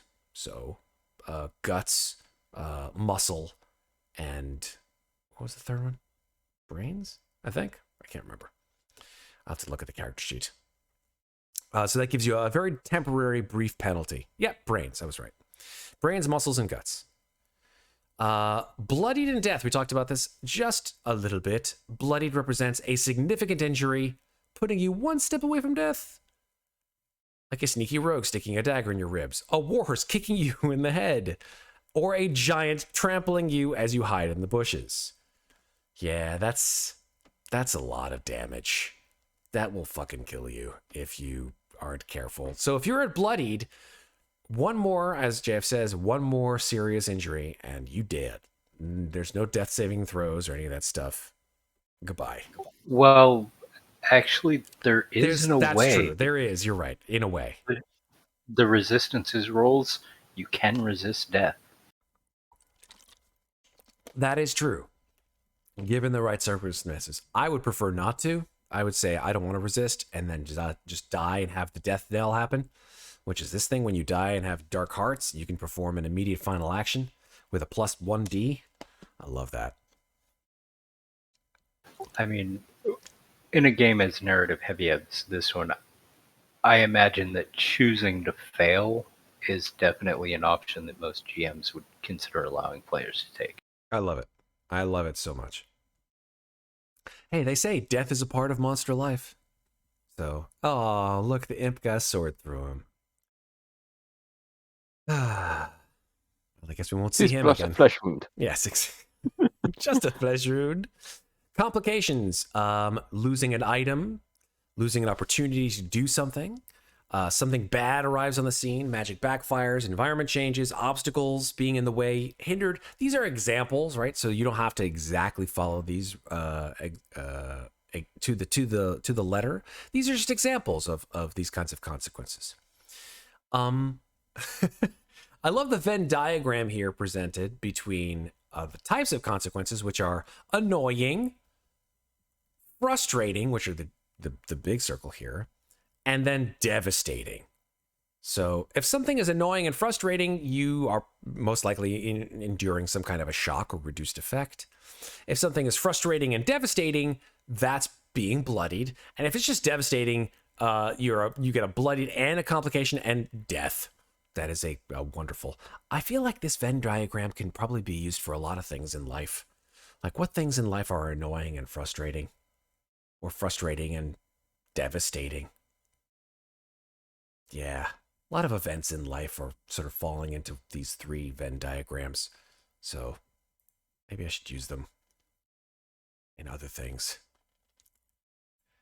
Okay, let's continue. I honestly feel like that most hospitals could use this in place of that rate you're paying. That's true. Oh my God, I didn't think about that. That's really good. I love that. Would you consider breaking your leg annoying and frustrating, or frustrating and devastating? Or just frustrating? I like that. Some basic practices to consequences for GMs. The consequences don't negate a successful roll, right? Don't allow someone to fail forward, but give them the consequences of their actions. Consequences might affect PCs other than the one that triggered them. Oh yeah, you tripped over this giant's toe and kicked a horse. The horse then runs off with your friend's gold. Oh shit. Sorry. I'll make it up to you. And consequences, this is the best of all the potential best practices here. Consequences are open to discussion, right? It's not like, it's my way or the highway, player. That's it. Let's have a discussion about this, please, because I think this may derail the game. Let's talk about it. It's important to note that still the GM has some agency regarding consequences beyond that which are inflicted consequences, such as powerful enemies or magic items that inflict their potential power over PCs, which are just part of the game. It just happens, right? You just got to deal with it, or you can resist that particular consequence and gain some stress. And these are examples are powerful enemies, environmental hazards, other NPCs that attempt to do certain things to you that you can attempt to hopefully resist. But this is a really good one. These consequences make the world unpredictable and can improve the game. Let's make sure that they're not too punishing to stymie players' agency, but enable them to find clever ways to overcome them. Again, a lot of these things, these particular sections about you have control over what you're doing, but giving up that control or paying the cost of that is a way forward in the game. Don't hold things too close to your heart, Anakin. Honestly, just be willing to lose out on things that you or actions or attributes that you feel may make your character less beneficial, but more story driven. Let's see, what else can we go from here?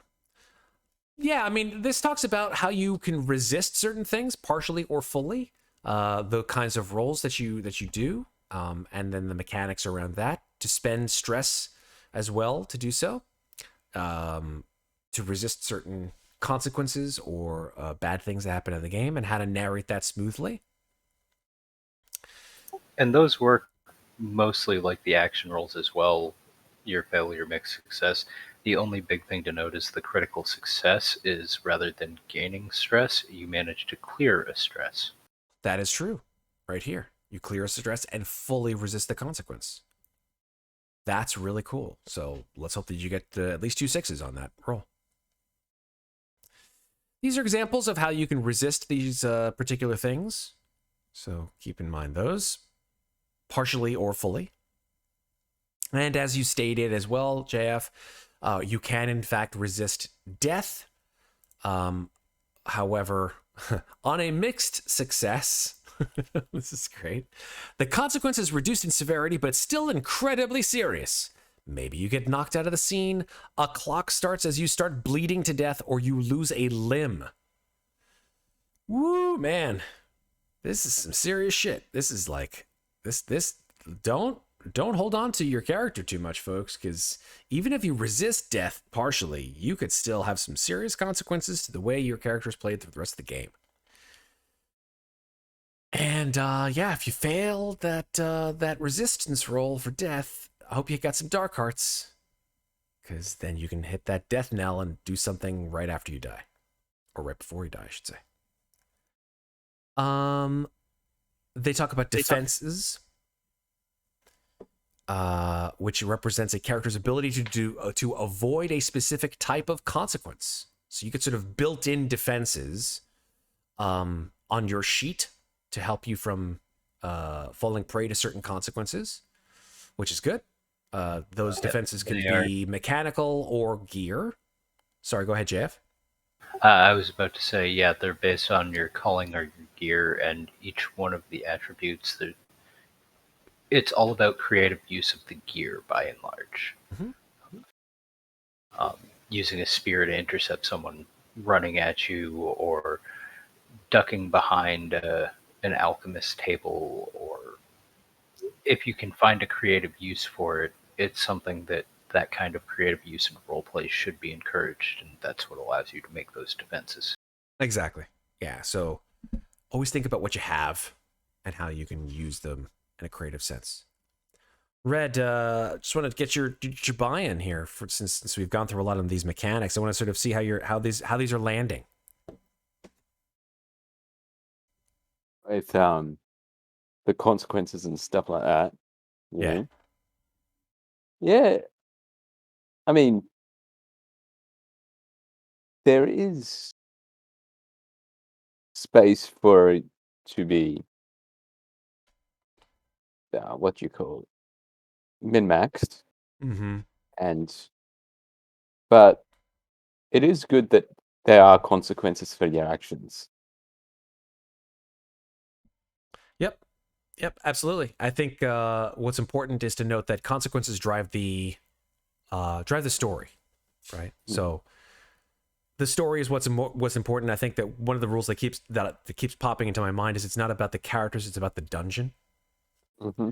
So just think about how the story of the dungeon takes place over time rather than how the character's story evolves over time. That's my general feeling of it. There is one thing in this section that I really like, and I wish it was in 5th edition, and that's that death knell mechanic. Yeah. That your character making one last act as they're going out, it makes for such a powerful story point that I don't know why more RPGs don't include this. There's so much you can do with it. You're 100% correct. I did in our last long campaign, just because people were getting to sort of epic levels, right? Level 17, 18, 19, 20. There's an independent product on DM's Guild called Last Stand. Take a look for it if you get a chance. It's really great. And it's class-based. So that when you are level 20 and you may in fact die, you choose a specific epic final ability to perform when you die. And that can be dependent on your class, anything from I explode in a radiant flash of light as my avatar soars into the heavens and I do like 10d20 damage on all the enemies around me, or it can be, as a last boon to my god, I heal all of my allies for X amount of healing, or it could be, I gain acceptance of the multiverse and certain copies of me appear, in clone form in a variety of places so that my life never truly dies. Like, all of these are last stand abilities, and I loved them so much. I allowed my players to choose them because there are multiple choices for each character type, class type, I should say. And they are just all beautiful. I love them. So let's move on to Dark Impulses. This is the monster bit, right? Okay, you're a monster. Things can go super dark, and this is what is the part of you that's gonna be of that ilk. So, I believe you choose, that's correct, you do, when you create your character, which of these 8 dark impulses are the one that is going to be the one that when you're when things don't go your way and you get to a certain level, your dark impulse kicks in and, well, the shit hits the fan. So you got big mouth, cruel, deranged, fickle, obsessed, paranoid, reckless, and vengeful. I'm going to give a very, very brief overview of all of these. And here we go. Big mouth, you can't hold your tongue. So you let the truth slip out. You delight in people hearing you speak no matter whether it hurts you, them, or your allies. You blabbed, doofus. Oh, well. You're a politician. Yes, exactly. Said the wrong thing. Why did you tell him about my mother? Cruel. I am Iron Man. I am Iron Man. Damn it, Tony. You're cruel. The pain of others helps you justify your own wretched existence, so you do something real nasty. Be careful with your safety tools on this one. Deranged. You find joy in the most bizarre, disturbing things. Again, get your X card ready in case the player goes to an nth degree that you're not ready to help stave off. You grab a Keep dog. in mind, grab a the dog. GM can use the X card too. Oh yeah. If I see like, listen, we had this player contract where you said you weren't going to kill any kids. Let's remember that. Yeah. Fickle. You're easily distracted and can't manage to stay on task.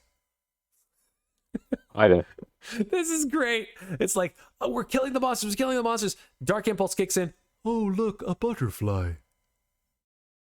Ooh, that's something It's shiny. the Goblin Shiny. Yes, exactly. I love that. Goblin C Shiny. For real. Obsessed. Once you have an idea in your mind, you can't let it go. Like you're a spellcaster or something like that. Your dark impulse kicks in, and like all of a sudden, you're just like, I know there's some kind of secret in this puzzle box. Why won't it open for me? And you're just sitting there like on the ground, just like constantly like in fucking Hellraiser, just trying to figure out how to open the puzzle box. Well, there's combat still going on around. While the combat is still going on, you're like, what are you doing? This puzzle box, it eludes me. That kind of shit. Paranoid. You always feel like your life, belongings, or goals are under threat. You never feel safe. I mean, that kind of reminds me of Dungeon the Mad Mage a little bit, to be perfectly honest. Some of the madnesses that we inflicted on each other. Reckless. The last thing that you think about is the consequences. Leroy! Fuck. Like, honestly, that is 100%. That's Leroy. Yep. If I was going to tier list these impulses, that one would be S tier. Yep. S tier. Reckless. What are you doing? Oh, God. I think he just ran in. All right, let's go save him. Fuck. Oh, all right, stick to the plan. All right. Vengeful. My name is Inigo Montoya. You killed my father. Stop saying that. My name is Inigo. Like, honestly, vengeance is a dish best served cold. That's it. Those are your dark impulses. I love all of them. Depending on, and they fit so well with all the different monster types too. Dark hearts.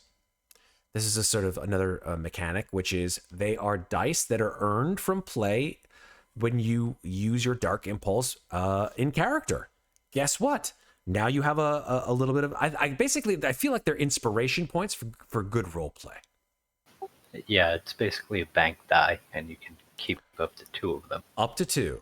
So it's inspiration, and you get 2 of them, which is dope because when you die, you spend your dark hearts and can do all kinds of crazy shit for up to, when you die and you do your, and dark hearts are spendable on other things too, not just death. It even says here you can spend loot or from abilities. You can use dark hearts too. For an action or resistance roll, you get a plus 1d.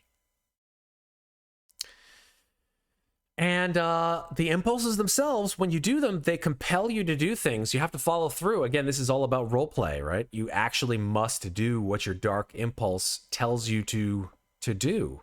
But it's important to tailor that to the character and to the scene, making sure that you don't do anything off kilter or that might make your fellow players uncomfortable. This is the best thing. You can suggest compels to the DM for other PCs as well. So like if your friend is trying to think of like, okay, well, I've kind of defaulted to this particular action when I do this particular dark impulse, you can be like, hey, John, wouldn't your character, be paranoid about, I don't know, everybody watching him in a certain context? And they'd be like, yeah, that makes a lot of sense in this. Oh yeah, I do that. I'm gonna do that. Okay, well, tell me how that happens. Okay, and then you role play that. So help your other fellow players with their particular role play. I love that.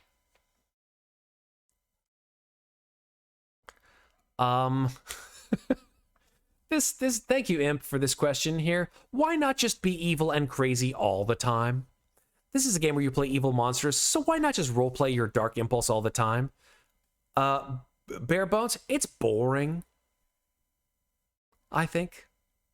And yeah, the game grinds to a halt. The story doesn't move forward. It's not very fun to just be evil assholes all the time.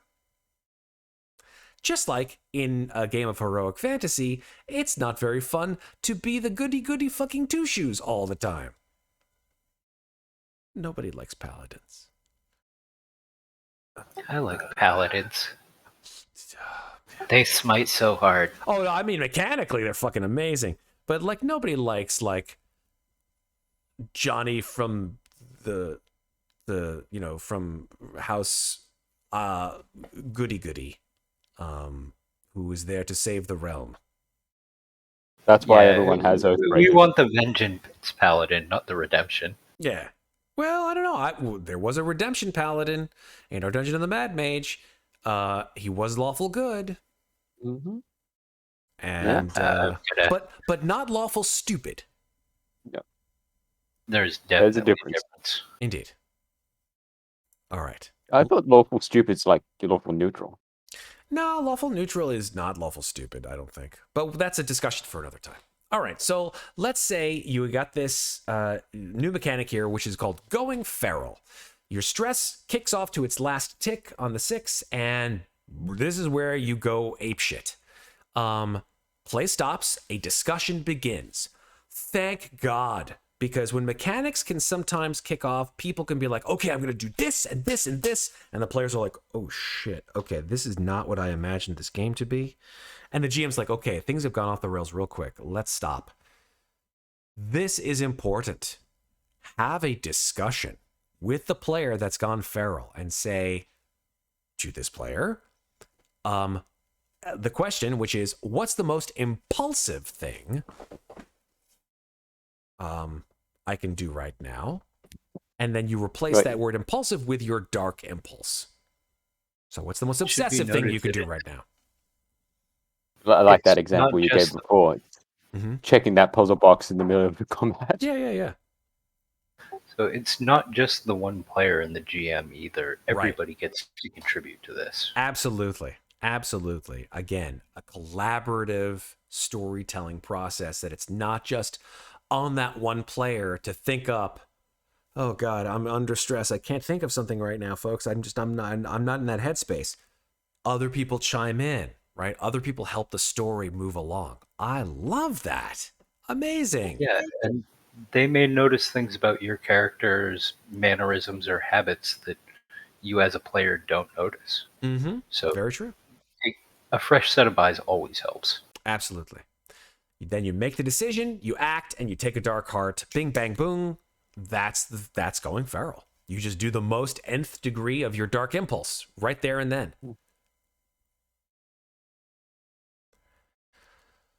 Okay. Even when you fail. Indeed. That's always good. Indeed.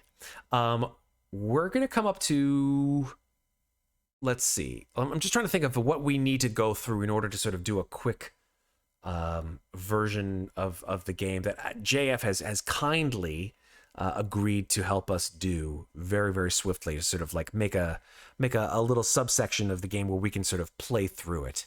With templated monsters between myself and Red, just to sort of showcase the mechanics of the game. Because to be perfectly honest, I think a lot of players feel like reading through the PDF is a lot. I want to just see how it plays. So I'm just trying to think about what we have to get through to get to that point. You won't even need the templated stuff because it's going to be a series of, okay, these are the decisions you're making. Or what decisions do you want to be making? It's basically improv on the spot. Love it. Great. Fantastic. Let's see if there's anything else that we have to go through from the basics where we're into. There's a lot of stuff that we still have yet to hit, like dark bargains, flashbacks, fortune rolls, your gear, power strokes. These are all like additions to the overall character structure, which is great. Tiers and enemies, and of course the dungeon. Like, how do you actually make dungeons in this game?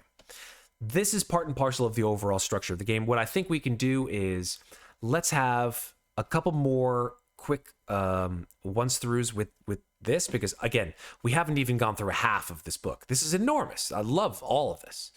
And how do you make a dungeon, and how to create it, and what are the subsections of this dungeon? What are the different types of monsters and characters that you can play? Like, what's the difference between a brute and a shadow? What's the difference between a shaman and a crafter? All of these have, differing character type abilities, and that are baked in to the to these particular types, as well as the races, of which there are 6, at least with this particular core rulebook. The 6 races are bugbears, demons, goblins, kobolds, orcs, and slissics.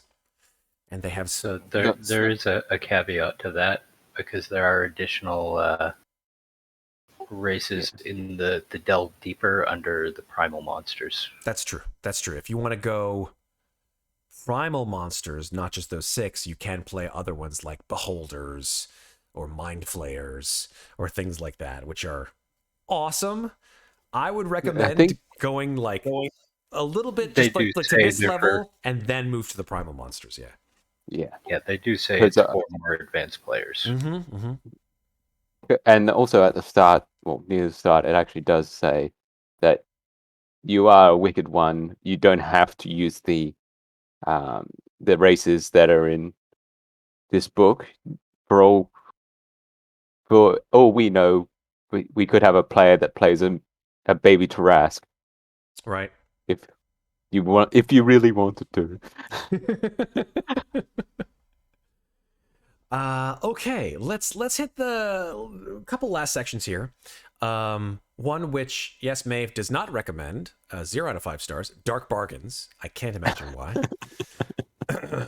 100%. I am in favor of Dark Bargains. Don't let Maeve tell you otherwise.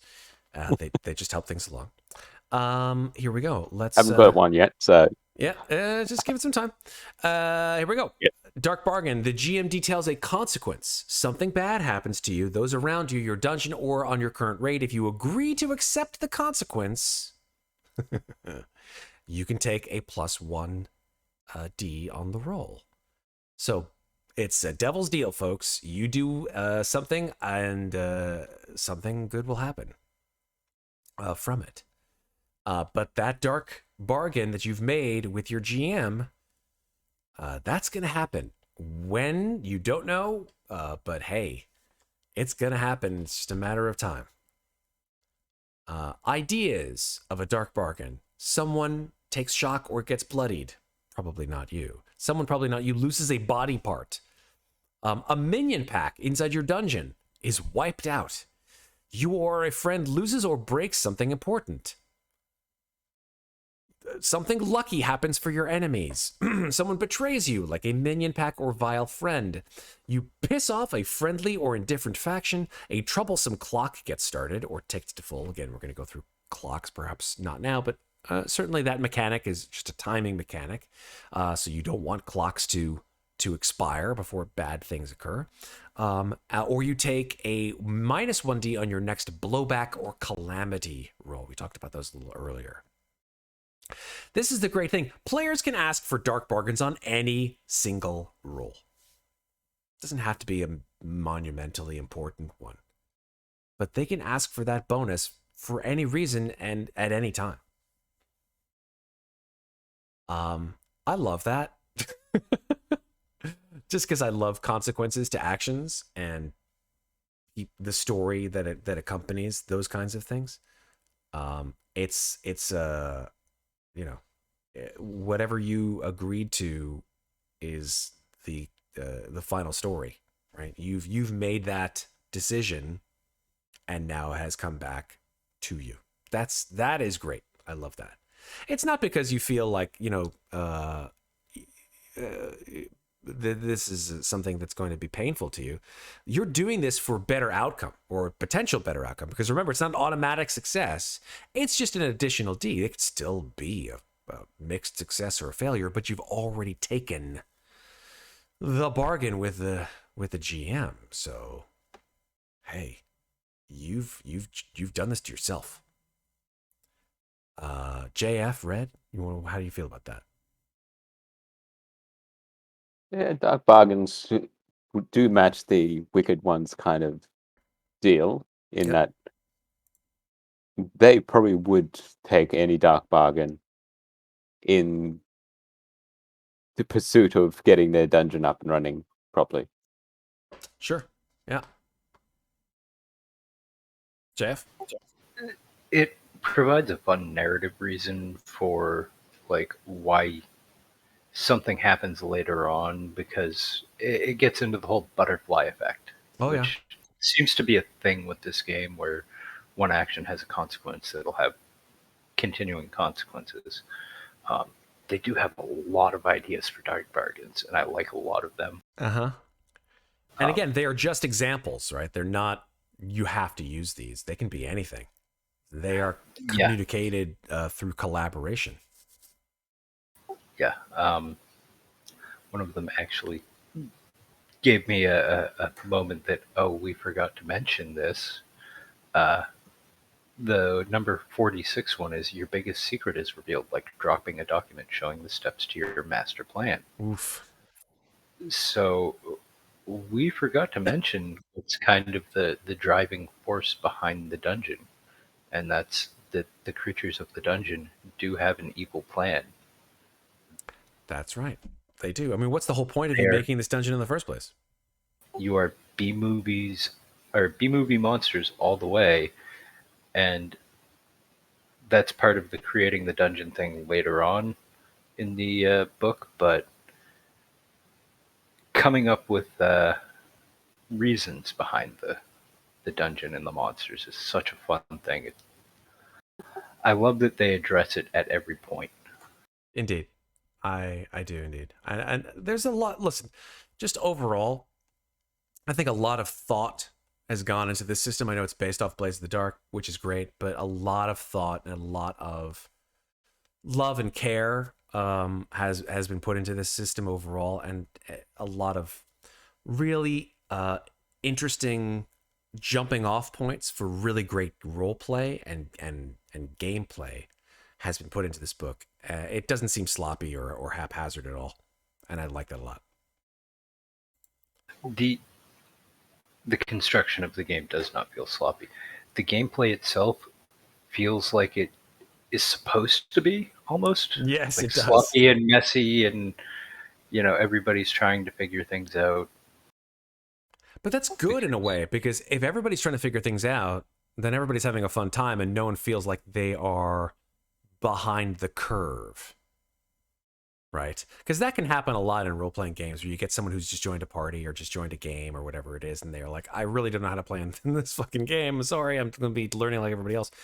When you jump into this game, no matter what level you're playing at, as long as you understand the basics of the game and everyone else is there to support you with their collaborative ideas, you are in the same place as they are with this game, which is great. From everything I've seen, your character never levels up in this game. Nope.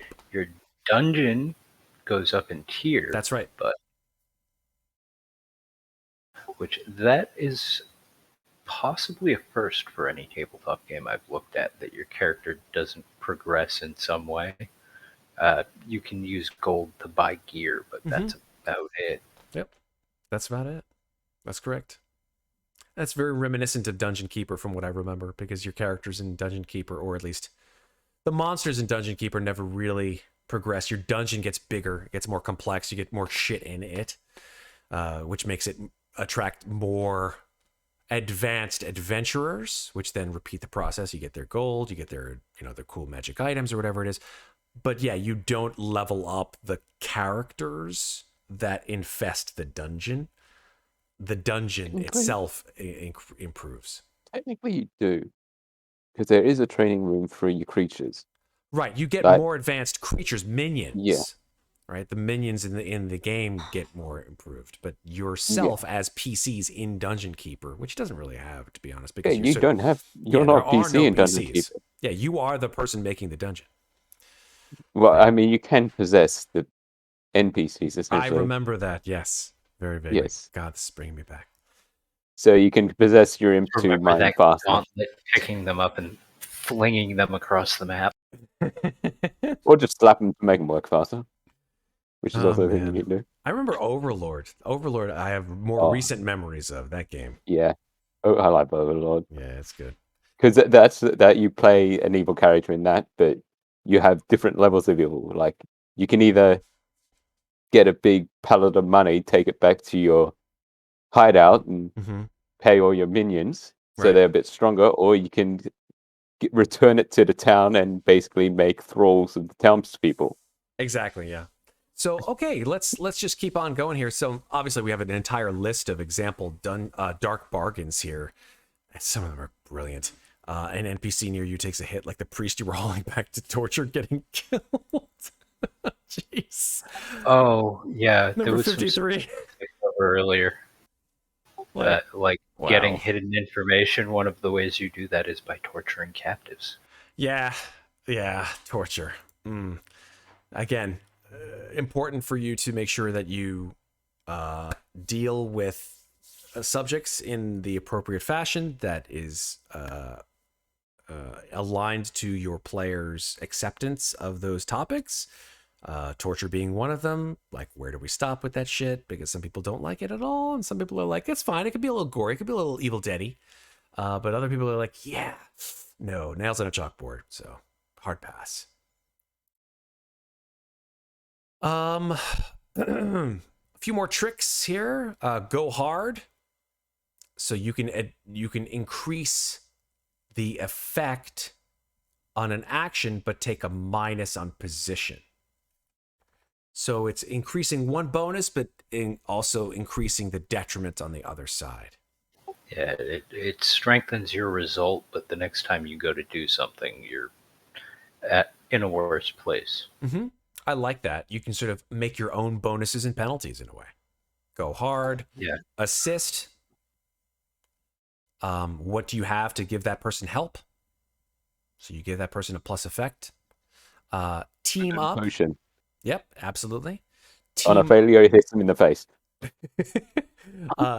Team up. So you have multiple people trying to do the same task. So that actually gives a possible effect to position and effect. But more people who take it, a place, I should say, in the action, the more people who take stress for that action, which is great. And then let's see. Let's just keep on going here. I'm going to skip through flashbacks because that's basically a narrative device that has a kind of cool thing that you spend stress to do in order to perform another downtime action during a certain phase of the overall game. But again, it's a narrative device for a mechanical result, which I love. Let's see. There's a little bit about progress clocks, about like examples of how long it takes for certain things to occur. So you got to tick down the clock and how often you can sort of slice that clock into pieces so that everybody understands how long things will take. And that happens. Or how quickly something will happen to you. Exactly. And what they say is that when a clock is full, then that particular consequence happens. So you have to keep. I like that. Instead of just sort of like letting things sit, that there's always an impetus to move things forward faster. And as we talked about in the beginning, certain successes move clocks forward, and some of them don't move the clocks forward at all with ticks at all. We talked about the types of clocks a little bit here. Interactions with clocks. Again, these are things that once you read this all the way through, you'll understand pretty well. Fortune rolls, 1 or 2 or 3 dice that you can roll to determine how good the likelihood of something good happening is. So the GM, as far as I know, makes this roll and sort of determines. It's kind of like a luck roll, I feel like, in Call of Cthulhu a little bit. So the GM will roll based on how likely things will go to the character's benefit, and then they'll like, because if the GM can't make up their mind, they'll just let the dice decide. I love that, and then they just roll and determine mixed success, regular success, failure, or critical success. And yeah, it feels like a luck roll to me, like in Call of Cthulhu. With the ability for the player to influence with good planning and role play, like if you set yourself up for success, your fortune roll will probably be higher and things will probably go better. This is true. Next section is about gear. So, like, there's regular gear called mundane, valuable, which is more rare gear, and powerful, which is like artifact level type gear, essentially. For different tiers of your dungeon. Again, we're not going to go through all of that. As well as the defense that comes with it as part of the gear. We talked about that a little bit before. The types of defense. Weapons, which gives a certain plus effect and mitigating negative circumstances. Actually, no. They never give plus effect to attacks. They just mitigating negative circumstances. That's right. So they don't give you bonuses to your attack rolls. They just help you to prevent bad things from happening. Okay. I'm going to go ahead and skip a little bit through gold and telling you what gold. Obviously, you want to get gold so that you can help to buy things in the game, including gear and stuff like that, and items for your dungeon. I'm going to go ahead and just sort of skip to the. I'm just going to just quickly look at the art, because first of all, the art's gorgeous, and that's part and parcel of the overall PDF. If you like the art, of these things, and that influences your decision to get these games, I'm just going to sort of show the kinds of art that is in this particular product. So you can see here, page 85. It looks kind of heroic that these monsters are all teaming up to defeat the good guys. I kind of love this in a lot of ways.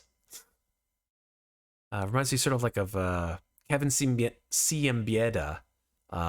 I think that's how it's pronounced, with the early Teenage Mutant Ninja Turtles kind of artwork. So we've gone through the basics of the game.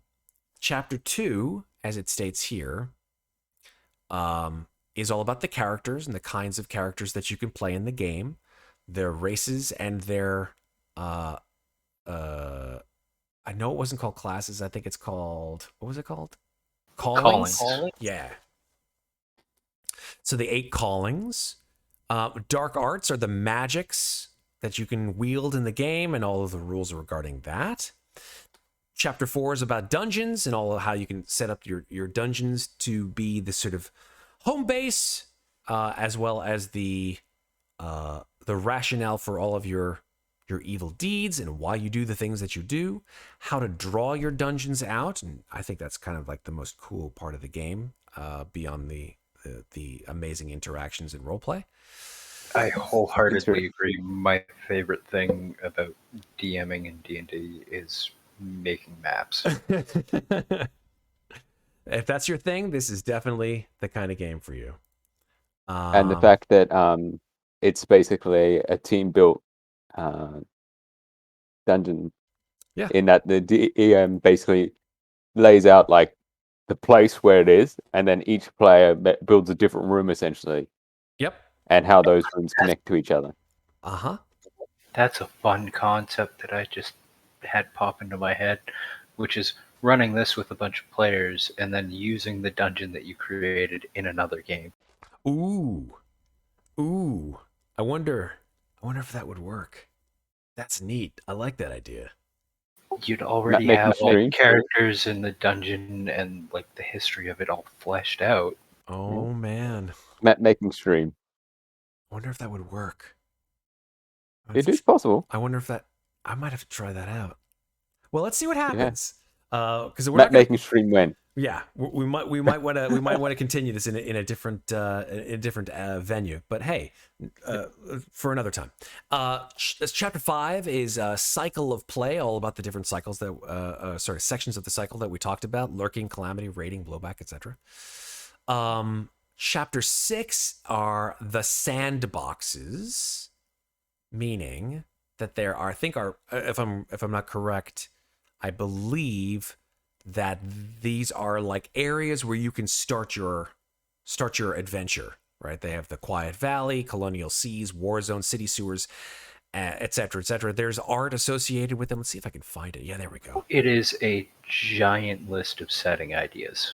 Yep, there's your Quiet Valley. It continues for about 60 pages. It's kind of amazing. There's the Quiet Valley. This is where I think this is Phandalin. I think they might have modeled this after Phandalin for some reason or other. Oh, look, there's a beautiful idyllic town with a nearby temple, like off in the woods. Oh yeah. Where's the dungeon's going to be placed in that? Yeah, exactly. And then you have, what's this one here? This one is I think this is Cologne. No, this is still Quiet Valley. And this is all these are the maps of the Quiet Valley near a waterfall and like a little lake.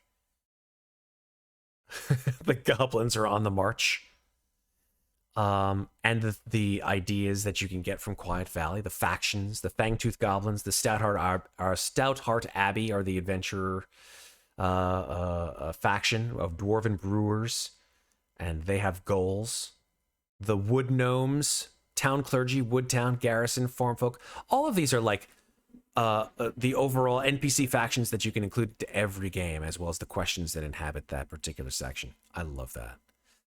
If you want your game to have sort of a more maritime feel, jump over to the Colonial Seas, where it's like pirates and looks like hot air balloons, and ship-based combat of a sort. And all of the different factions that include that: harpies, pirates, fire breathers, goblins, etc.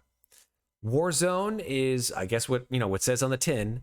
You're in an area which is under constant attack, whether it be from goblins or orcs or what have yous, and all of the different factions that are attempting to sort of take over certain areas within that war zone, this blasted heath. What's the who are you guys Tolkien folks? Are you guys remember that? What's the name of the city? Not Minas Tirith. What's the one that's like right near the river? What's the name? Is it Osgiliath? Was that it? Yes. It's Osgiliath. This is Osgiliath. Look at the art. I believe so, yeah. I think that's the name. Yeah. That's great. I love all the influences on the art and just the overall, like, because it has to pull you in somewhere and you go, oh yeah, that's definitely a war zone. Let's move on down. This is like a circular city here. That's kind of cool. I guess it's kind of like a little homage to, another one that looks just like that. Geez, come on. Why is my Tolkien brain not working? The fucking horse riders. Yeah, Rohan. Rohan, thank you. And their city, which I'm not going to remember. Anybody? Bueller, what's the name of the Rohan main city? Oh, man. I can't. Damn it. Edoras. Was that it? Edoras? Okay. Yeah, this is definitely Edoras then. Yeah. 100%. Let's move on down. Again, the factions that are for the war zone. And then my personal favorite, which is City Sewers. It's a port town, and everything happens underneath this particular city. Like all of the shit that is happening here outside the city, between the outside city and the inside city, like you basically are just finding your way in through the sewers. I love that. I want that to be the standard like section of my Wicked Ones game. That's what I want. I like White Valley, I like Colonial Seas, but I like City Sewers the most. That is my fave. And the map is just amazing because look, goblins with fucking rockets that they're about to launch at the city. From pretty high up point by the looks. Well, you know, if it blows up, it blows up. Fuck it. Where are they aiming is the question. Yeah, I mean, look, E for effort. Whatever. Yep. So yeah, that's the sort of, in a nutshell, with sections 7 and 8 being about the game master and how you can improve your game by going into additional rules and additional factions and races in the delve deeper section. With the final back cover being my favorite 7 words about this game, which just are in a nutshell. We prowl in darkness, we raid and pillage, we worship dark gods, we sow terror and discord, we build our dungeons, we slay those who trespass, we are Wicked Ones. So there is where my review ends, and where I think we're going to pick up with some JF helping us to sort of figure a short scenario here that we can delve into as Wicked Ones and give you guys an example. So pressure's on, JF. Let's see it. Tell us what we need to do. You may have to give me a moment because it has been a very long day. Oh, we'll give you as many moments as you would like. In fact, do you want to go for a break? You want to go for a break and then you can collect and we can come back and go from there? It's up to you. Yeah. Another 5-minute break. Call it about 5 minutes. Yeah, we'll go a 5-minute break and then we'll come back and we'll just be the three of us just chilling and chat. Is there jump any into particular type of point where you guys would like to jump in? Do you want to take a look at the rating, the blowback? Which is the most? Which to you feels like the most simplistic way for a new player to jump in? Would it be the raiding? Would it be the lurking phase? Like, what of those phases do you feel would be the easiest to sort of go through as an explanation? Probably the raiding. Then let's do the raiding. Make a parade. Super. All right, so we'll be back. Should we invite some other people in? Hell, I don't care. If they want to do it, that's their choice. I think let's stick it to the three of us, though. But chat, of course, can join in with their ideas. Absolutely. We love when chat contributes. I have chat open and I can see it on my second monitor. So beautiful. All right. So let's take a 5-minute break. We'll come back, give ourselves some time to refresh. And when we come back, we'll run through a little scenario and then we'll finish up. Cool. That sounds good to me. I'll have to figure out a scenario real quick. All good. All good. No worries. Take your time. If we need more time, you let us know. So we'll start with 5 and go from there. All right, so we'll be back in 5 minutes, folks. See you in a little bit. We'll go through a scenario, and then it'll be fun. Bye. All right, let's go. Red is downloading the character sheet for his particular Wicked One as we speak. JF is going to be running us through a scenario.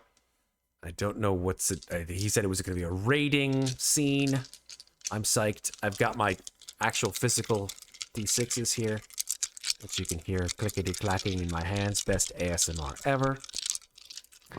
And, yeah, tell us what we need to do. Better with metal ones. Oh, yeah, that's true. Then you hear, like, it will fuck up my desk if I throw metal dice on my desk. I'm not going to do that to my beautiful new wooden desk. Jeff, what do we need for this particular scene? Tell us. Just your D6s, I think. Okay. Honestly, we'll probably get to setting the scene and maybe a little bit into it. All right. But rather than tell you, we may as well just jump right into it. So as you are in your dank cavern in the wooded hills, one of your goblin minions comes up to you and says, "Hey, boss, we're running out of food. Do you think we should do something about that?" Why do all goblins have some kind of strange, high-pitched... Like, you'll never hear a goblin that's like, Hey man, I'm what's up? Let's go down to the shore and get some fish. Like they're always with that. Like I have met so many DMs that do goblin voices like that. It just fits. I know it just does. I could try adding some no. southern drawl I'm to it, not. but I'm not thinking about. I'm not speaking about your amazing goblin voice, which I adore. I'm just saying it's a trope which exists. That's what I'm saying. Which is the same reason why I'm going to use my trope of my particular wicked one, who is an orc brute, who has who's basically a Warhammer 40k orc, who has this sort of giant underbite, enormous fangs that extend up through his jaw, and talks a bit like this. Red, who is your wicked one? What does he sound Trying like? to figure out how to download this. Well, I mean, there are Because I've got to sign in to check out, Oh, and I well, don't have an account. here, let's just start with the races. There are 6 of them, right? There's Bugbear, Goblin, Because I was Demon, gonna go Kobold Tinker. Kobold. You're so Kobold. I can see that's the yes, 100%. Kobold. What does your Kobold look like, sound like, whatever? Let's see.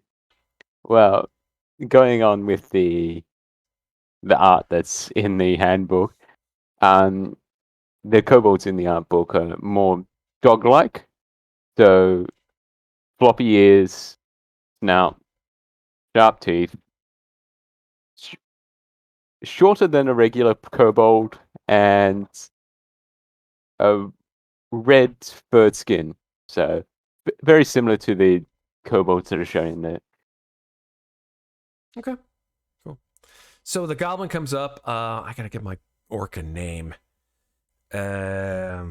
I'm horrible at names. That's fine. That's why I use the fantasy names generator, which I'm going to now purvey.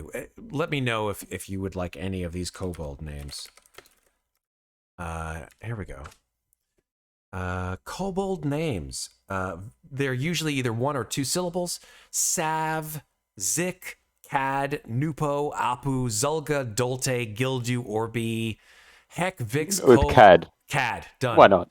Done. It's nice and simple, Cad. Cad the kobold. Is that Cad with a K or C? Cad with a you K. said he was a tinker? Yep. Why not? Kobold assisted design. Yep. Here we go. That's probably why he got his name from. My orc's name is Duff Thug. Duff Thug. That is his name. Duff Thug is an orc brute. That doesn't mean he doesn't like long walks on the beach and poetry. He just is. He is who he has always been, which is likes to smash. That's right. I said That's it. what she said. Yes, that's what she said. Yes. That's what the raven said, Indeed. or whatever that bird was. So when the goblin comes up to Duff Thug, I don't know, Duff Thug says, "What do you mean? What's the problem? I didn't understand what you just saying, so just go ahead and say it again, please." I said we're running out of food. Oh, You think you guys could figure something out about that? I don't know, go hunting or... I don't know, is there an apple orchard around or anything? I didn't know goblins like apples. It's food, isn't it? There's lots of things that one would qualify as food. I wouldn't think that apples were things that goblins would qualify as food. I thought you were carnivores. But it's fine. It's fine. You like apples. Works for me. Hey, cat. Cat. I'm still trying to figure out the voice that I want. It could be just your voice. That would be amazing. All I can think of with the dog-like kobolds is the little yappy chihuahuas. Yes. So. Yep.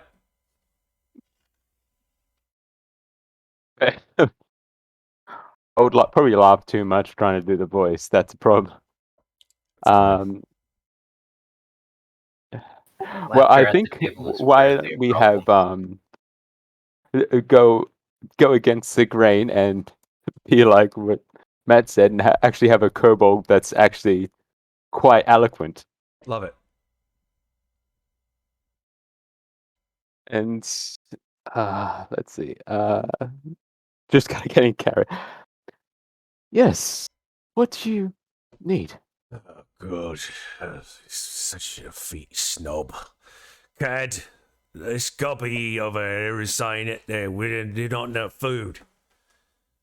We've got like 3 days worth of rations. Down to 3 days of rations, and they don't want to eat through all their food, and I guess they don't want to eat each other. So they want us to go to some fucking apple orchard and chop an apple tree down or some shit. Well, every creature does need food. You do realize that, don't you? I'm rolling my eyes so hard right now, kid. Right now. I'm rolling. And I mean, goblins, they can eat anything. So you said that we needed to get fresh apples. They didn't say nothing about fresh apples, they just said apples. So we just find apples and the garbage. Easy. Yeah, well, apples Simple. fall off of trees, they start rotting, and they just bring them back for the gobbies, eh? Yes. Nice and simple job for us, don't you think? Absolutely. Gobbies, what do you know about the apples trees? That they're trees? No, not about the trees themselves. I understand the trees.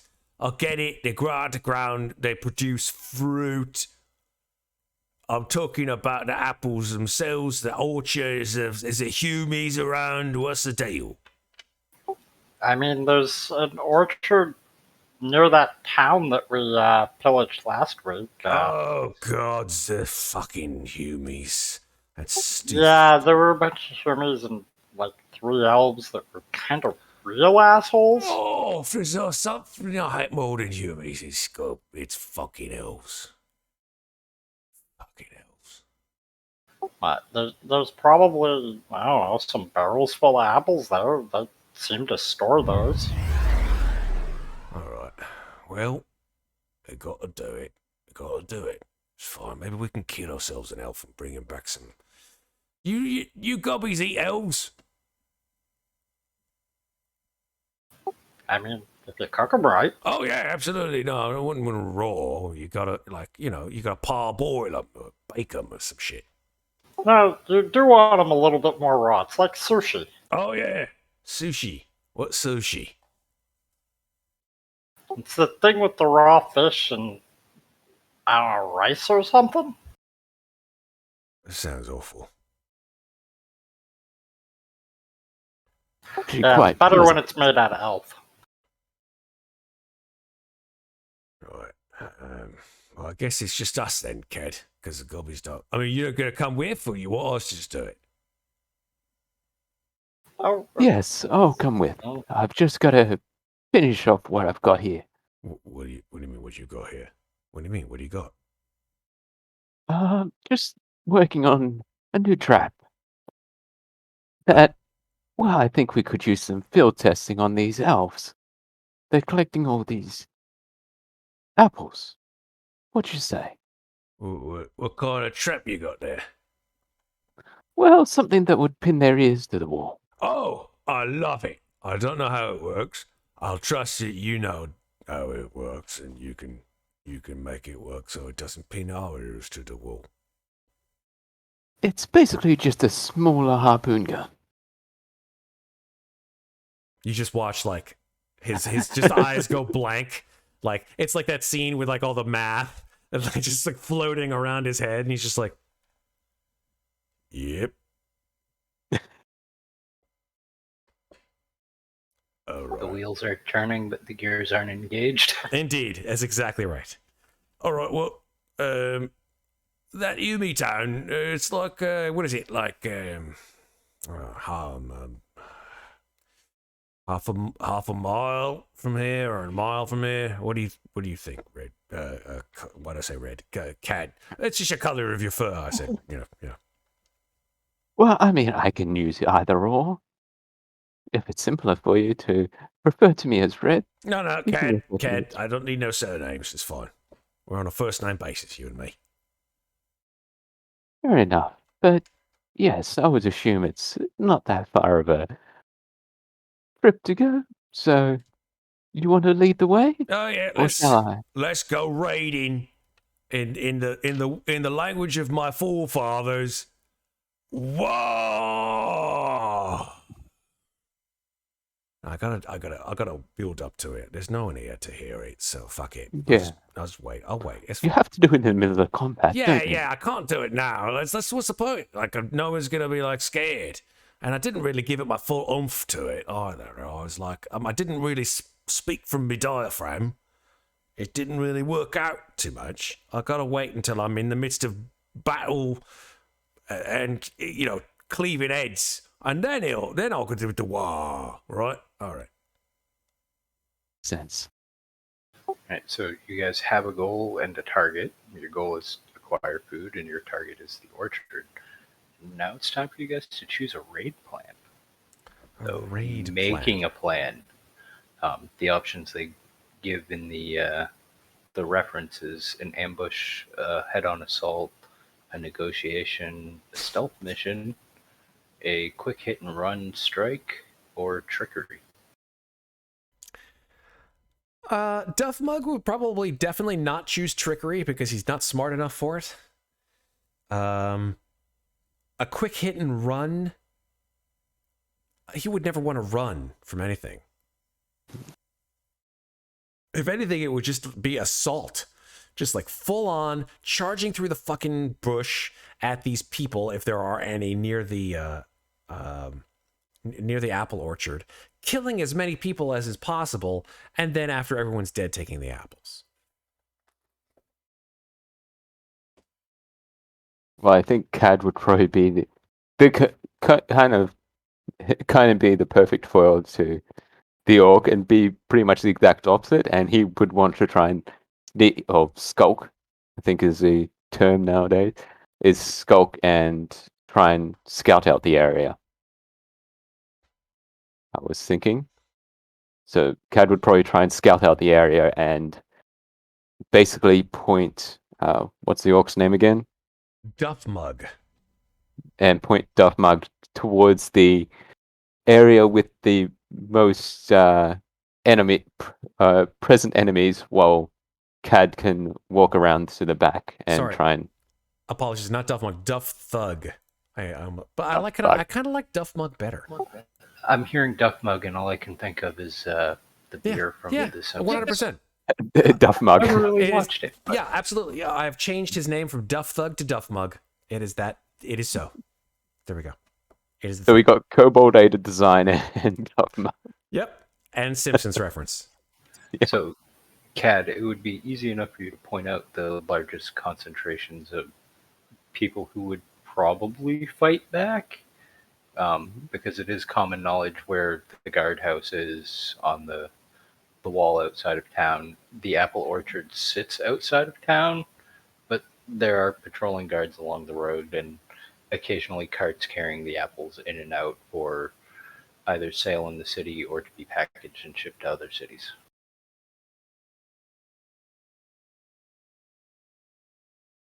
Okay, so Cad will go up to Duff Mug and say, "Okay, so we've got a big group of potential enemies for you to smash right through. And if you could do that and maybe keep them distracted, I can try and sneak in behind them and grab the food that we apparently so desperately need." All right. So we're doing a double whammy. I'll do the assault, and you do the sneak and grab. Yes. I like this. I like this idea. Yeah. Reminds me of a story me pappy once told me. But I won't get into a story about it quite yet, because I want to survive this first, and then I'll tell you the story after. That's a story for the Sanctum, I think. Yeah, we'll head back to the Sanctum and eat, what do you call it? Elf sushi? Some shit like that. Whatever. It's fine.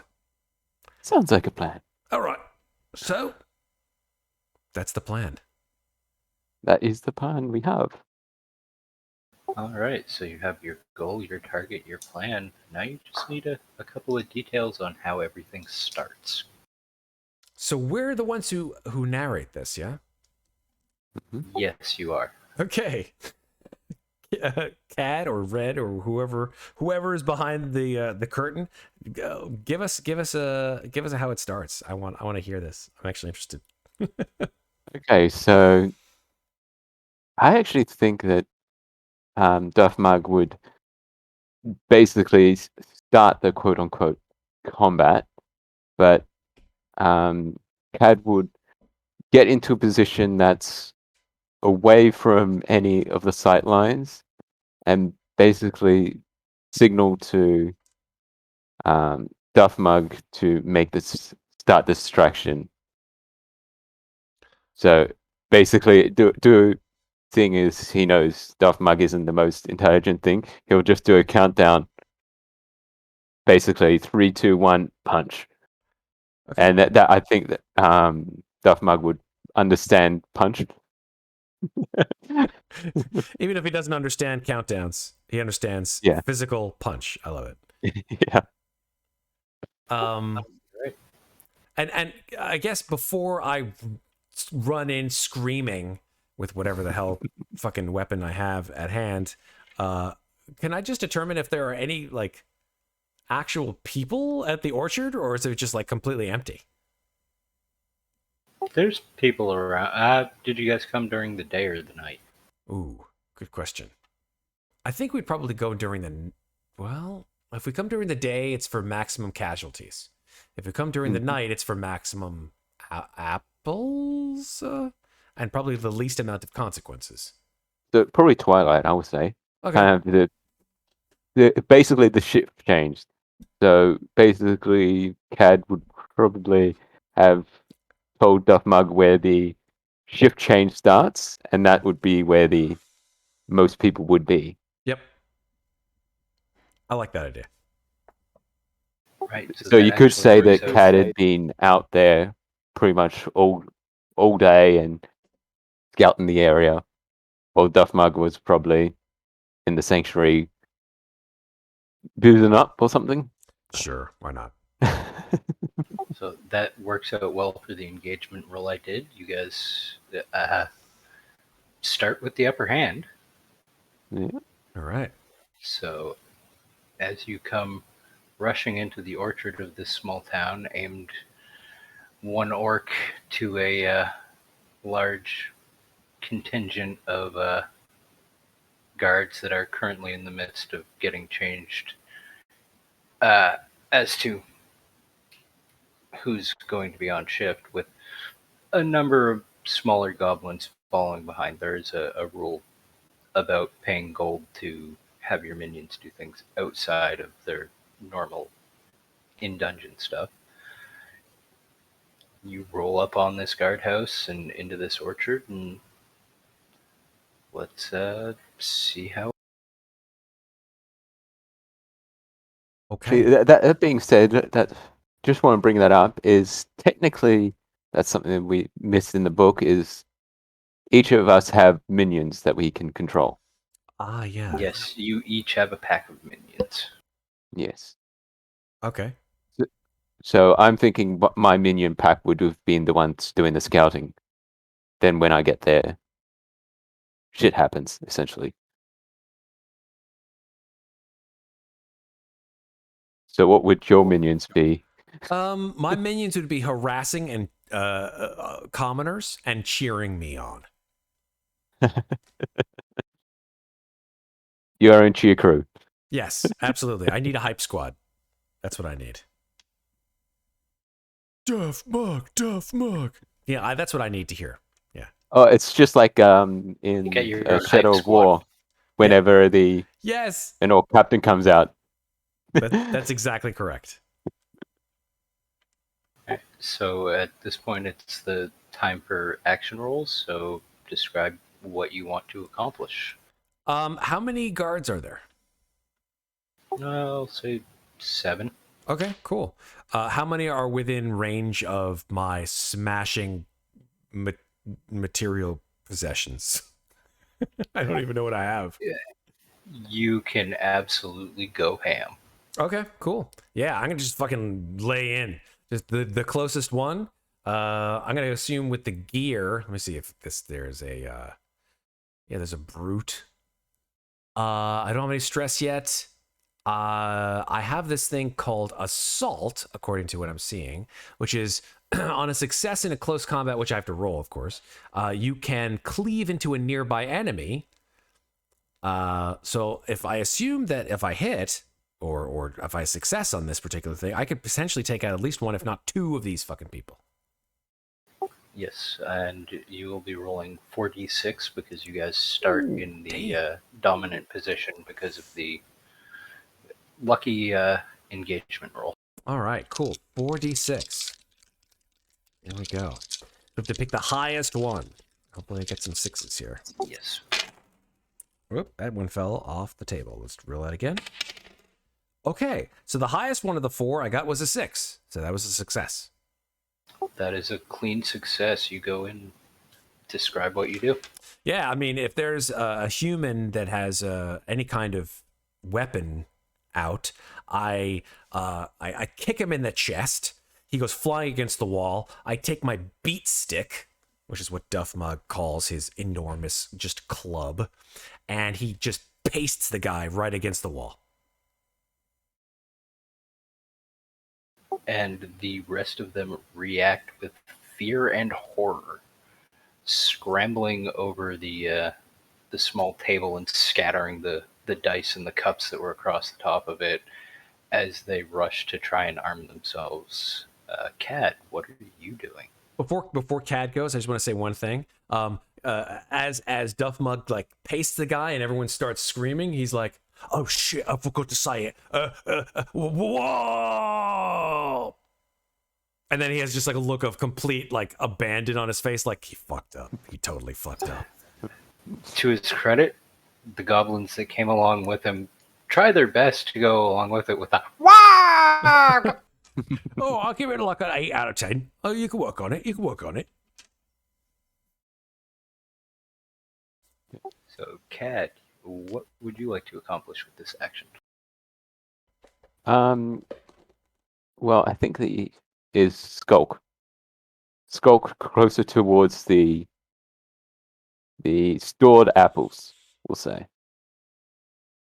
And Alright. so to describe how he would do that is he would meet with his minion pack, and after they give him the essentially the 411 on what's happening in there and where they would be stored, he would be waiting for Duff Mug to start the quote unquote distraction before he moves in closer. Alright, so you do hear the wog in the distance. Yeah. I'll say that getting there and skulking into place, you don't have to roll for. It's what you do next that you'll have to roll for. Okay.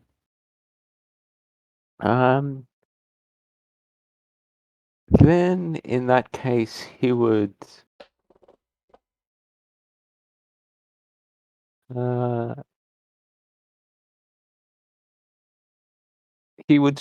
probably try to get into the storage, but I don't know how he would do that specifically. If he would try and do it more stealthily and try and pick the lock, or try and break the lock. I'm thinking he's more as I said, complete opposite to Duff Mug, so I'm thinking he would probably try and pick the lock, if possible. Alright, so that would be a brains tinker roll. Which Brains tinker. And I was thinking... Yeah, there are stats in that. You would be, for the sake of ease right now, just rolling the 4d6 that Duff Mug rolled. Yeah, well, I rolled 4d6 when you said roll 4d6, so I'll just use those ones on justrandom.org, because I only have one dice. And I got just was it a minus? No, mixed success. Just I got 1-4. So mixed And success. this was for. I'm sorry, it's getting late, and my mind is starting to go. All What was good. the action? No, we're gonna just like maybe go through one round of this, just to sort of talk about this, and then maybe we'll leave the story, the epic saga of Duff Mug and Cad, for another day. Yes, and what was the action you were doing again, Cad? Trying to pick the lock.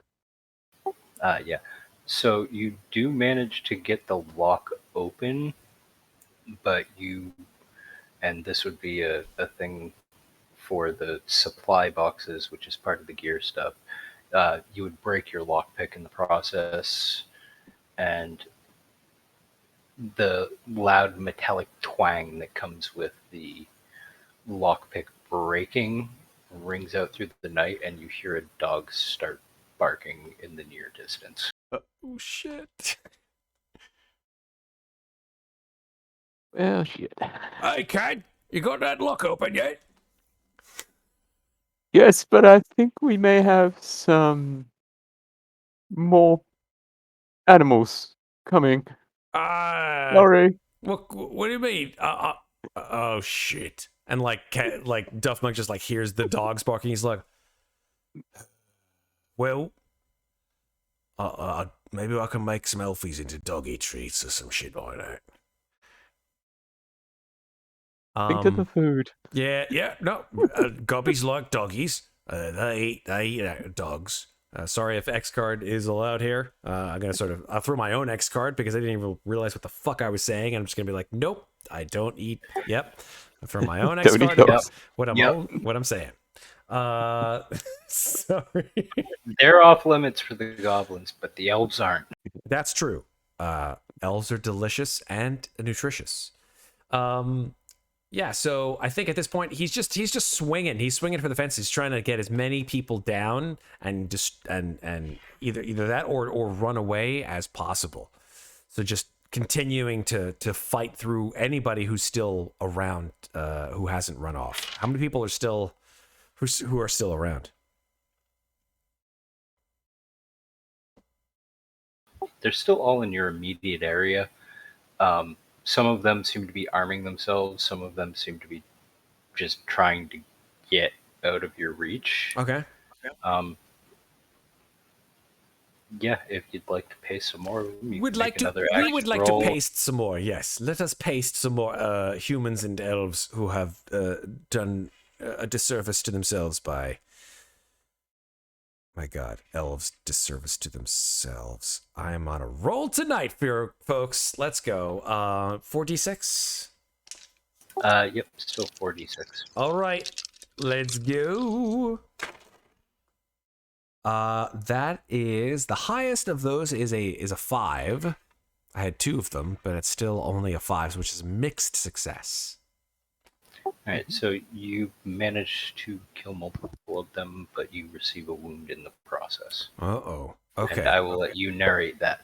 Yeah, so Duff Mug sort of like swings for the head of one guy, knocks him clear across the room. He's inside one of the nearby sort of areas, maybe like the storage house or something like that. And he's just going ham. He's frothing at the mouth. He's feeling his heart beat with intensity. The goblins are jumping up and down, cheering him on. And then he doesn't notice that there's a sneaky fucking elf with a scimitar who sneaks up behind him. And as he turns, he sticks him right in the gut. And he looks down. He's like, "Oh, fuck. Ow!" And he looks at the elf, and the elf is like, "Shit." And that's where that particular part ends. Yep, and that leaves you. You would be bloodied, but you have killed off about half of the guards that were there. Oh, that really hurt. You stuck it right in my soft spot. Ow! I'm gonna kill you now. And with that, Cad, you have a moment of opportunity to grab what you can before that barking, which is drawing closer, reaches you. So that's exactly what he's going to do. Is he's going to attempt to try and pick up one of the barrels, but the barrel being basically as big as he is, if not probably bigger, he's probably going to have a disadvantage on it. Well, And you have your minions with you. yeah, so he'll probably have his minions come in and then try and help him out, carrying them out, even though they're probably not the strongest as Orkmug would be. Orkmug would probably be able to carry 2 on his arms. I love how my name is like slowly morphing into different like first it was like it started off as one thing and now it's like Orkmug. What the fuck? Yeah, it's definitely shifted. I love it. He has multiple. I have many names. It's because he keeps forgetting his name. What's my So- name again? Cad, go ahead and roll that same 4d6 again. Same 4d6. Let's see what we got. Or Roll again. actually, no, you changed position, so you would be 3d6 this time. 3d6. Well, I'll just use the first 3. And I got a success. Hey. Full 6 or Yeah, full 6. Just a 6. so Not 2d6. Just a 6. you do manage to get a hold of a couple of the barrels, and you and your minions start carting them away. They're still barking, coming for you, but I'll let you narrate how you get your goods and get away. Basically, he'll call out to Duffmug, Orkmug, whatever his name is out there, and say, "We've got the goods. We're heading back. Meet you there. Have fun." That's great. Duff Mug, who still has a sword in his gut after hearing this, he like leans outside. He's like, "Just give me 1 minute. Just give me just 1 minute. I'll be with you. 1 second. 1 second." And his eyes just turned like a gleaming red as he turns to the elf who stuck him right in the gut, and he's like, You done fucked up. you done fucked up. He's like, "I know you can't understand me right now, but you," and like he points, "are going." It's like that scene where like Harrison in Indiana Jones and Temple of Doom, where Harrison Ford's like looking out the hole. It's like, "We are going to die." He's like mouthing the words in Orcish. He's like, "You are going," and he points at the beat stick, "to die." And then he swings back with the sword still in him at the elf's head.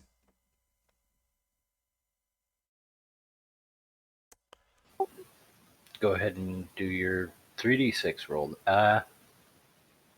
You tell me. 2d6. Oh no. You're working with a sword in your gut now. That's true. That's true. Oh Lord. Pressure's on. Oh my God. Oh God, it fell. That's fine. I got the 2d6. Oh, okay. Don't die. You're my baby. You don't die. Don't die. Don't die. No failures. No failures. That's a 6 and a 2. That's a clean success. Fuck yes. So I will let you narrate that, and I think that's probably where we should call it out. I agree 100%. Don't have the brain power right No now. problem. No, this is fantastic, Jeff, for coming up in this in 5 fucking minutes. I'm super impressed. Duff Mug, also known as Orc Mug, comes and he just fucking he does one of these, Babe Ruth things. He just points outside the window. He's like, "Oh, look over there." And boom, the guy's head just comes clean off, sails out the window, and lands in an apple barrel. An empty apple barrel. And there It'd be is funny if another it cry of, actually landed in a barrel. It's absolutely the goblin. He's like, "Okay, can one of you goblins just pull the fucking sword out of me gut? It doesn't feel so good, right? Just 1, 2, clean pull. 1, 2, 3, pulls it out, and as he pulls it out, like he just makes the tiniest little like, "Whoa! It's like that scene in Shrek. Yep, exactly. Oh. And then follows Cad back to the dungeon. I was just thinking that maybe the head comes off and actually hits in one of the barrels of apples that Cad's carrying. Absolutely. Yeah, he doesn't even That- notice. He's that just still, works he's for still me. going. The head is in the apple. Trying to barrel. run. Hey, he wanted an elf head. Amazing. Awesome. That is the bare bones of the system. Obviously, there are a great many things that we can add to this. The dungeon creation, all of the different abilities that the characters have and stuff like that. But that's it in a nutshell. And I love it. I want more. More. It We really want more. makes me think of the what's the name of that? It's something goblins. It's like a Pathfinder setting where it's an all goblin party. Oh, damn. Okay. It's a module and it's just shenanigans. I can only imagine. This sounds super fun. Yeah, I love this and I want more of it. So, yeah, I mean, listen, I'm gonna shill for them one more time because they're amazing and we want them to be happy. The Bandit Camp folks are doing a Kickstarter for their expansion pack, which you can find. I will put it again in the chat, but it is called Wicked Ones and Undead Awakening, which seems to be some kind of expansion where you get to play as undead Wicked Ones, like ghosts and zombies and skeletons and vampires and shit like that. I have to take a look into their cool Kickstarter, but it's already gone so far above their goal that it's coming down the pike, and I'm super enthusiastic about it. So good for them, and I'm happy for them. Had a few more backers while we were streaming. Yeah, now Jesus, let's see what they're up to now. 145,346.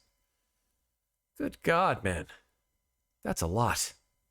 And the product itself looks really, really cool. So, and it ends in 4 days. So get out there and back them because they're worth it and they're good people and we like them a lot. So hey, thanks for watching Group Check. It's been amazing. Thank you to JF Messon, and thank you to our friend Red Platinum, who has both of whom who have been amazing for tonight's session of learning this new game and helping to run it on such short notice. And yeah, next month we're going to be delving into another role-playing game aid and or product.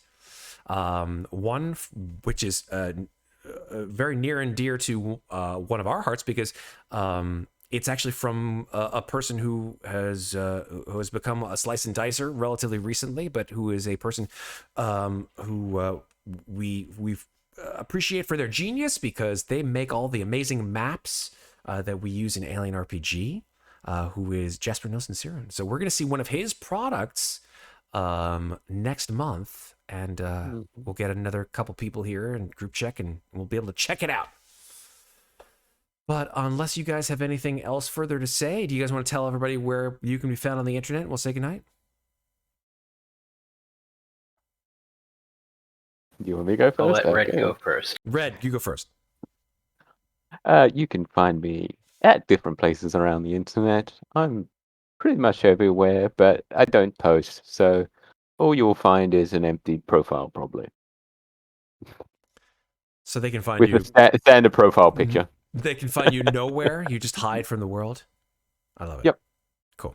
Thank you, Lit. I Red. skulk everywhere, as they say. Skulk. You picked the right character class for it. Thank you, Red. And then JF Messon. Yeah, I'm JF Messon. You can find me on Twitter and very occasionally Twitch under that name, or you can find us on the Discord. I'm there as Desmond, I think it is. Desmond I Mimir. really should get all my names lined up at some point, but I like being difficult. The man with many names. Speaking of which, And the random knowledge Ronan. yes. As I call. If you want to check us on our Discord, you can just check it out right there. Also, it will be in the doobly-doo on VOD as well. If you liked what we did tonight, feel free to subscribe if you're watching this on VOD, on YouTube, I should say. Give it a thumbs up and hit that bell so that you know when we're doing some more YouTube videos because they'll come straight to your inbox.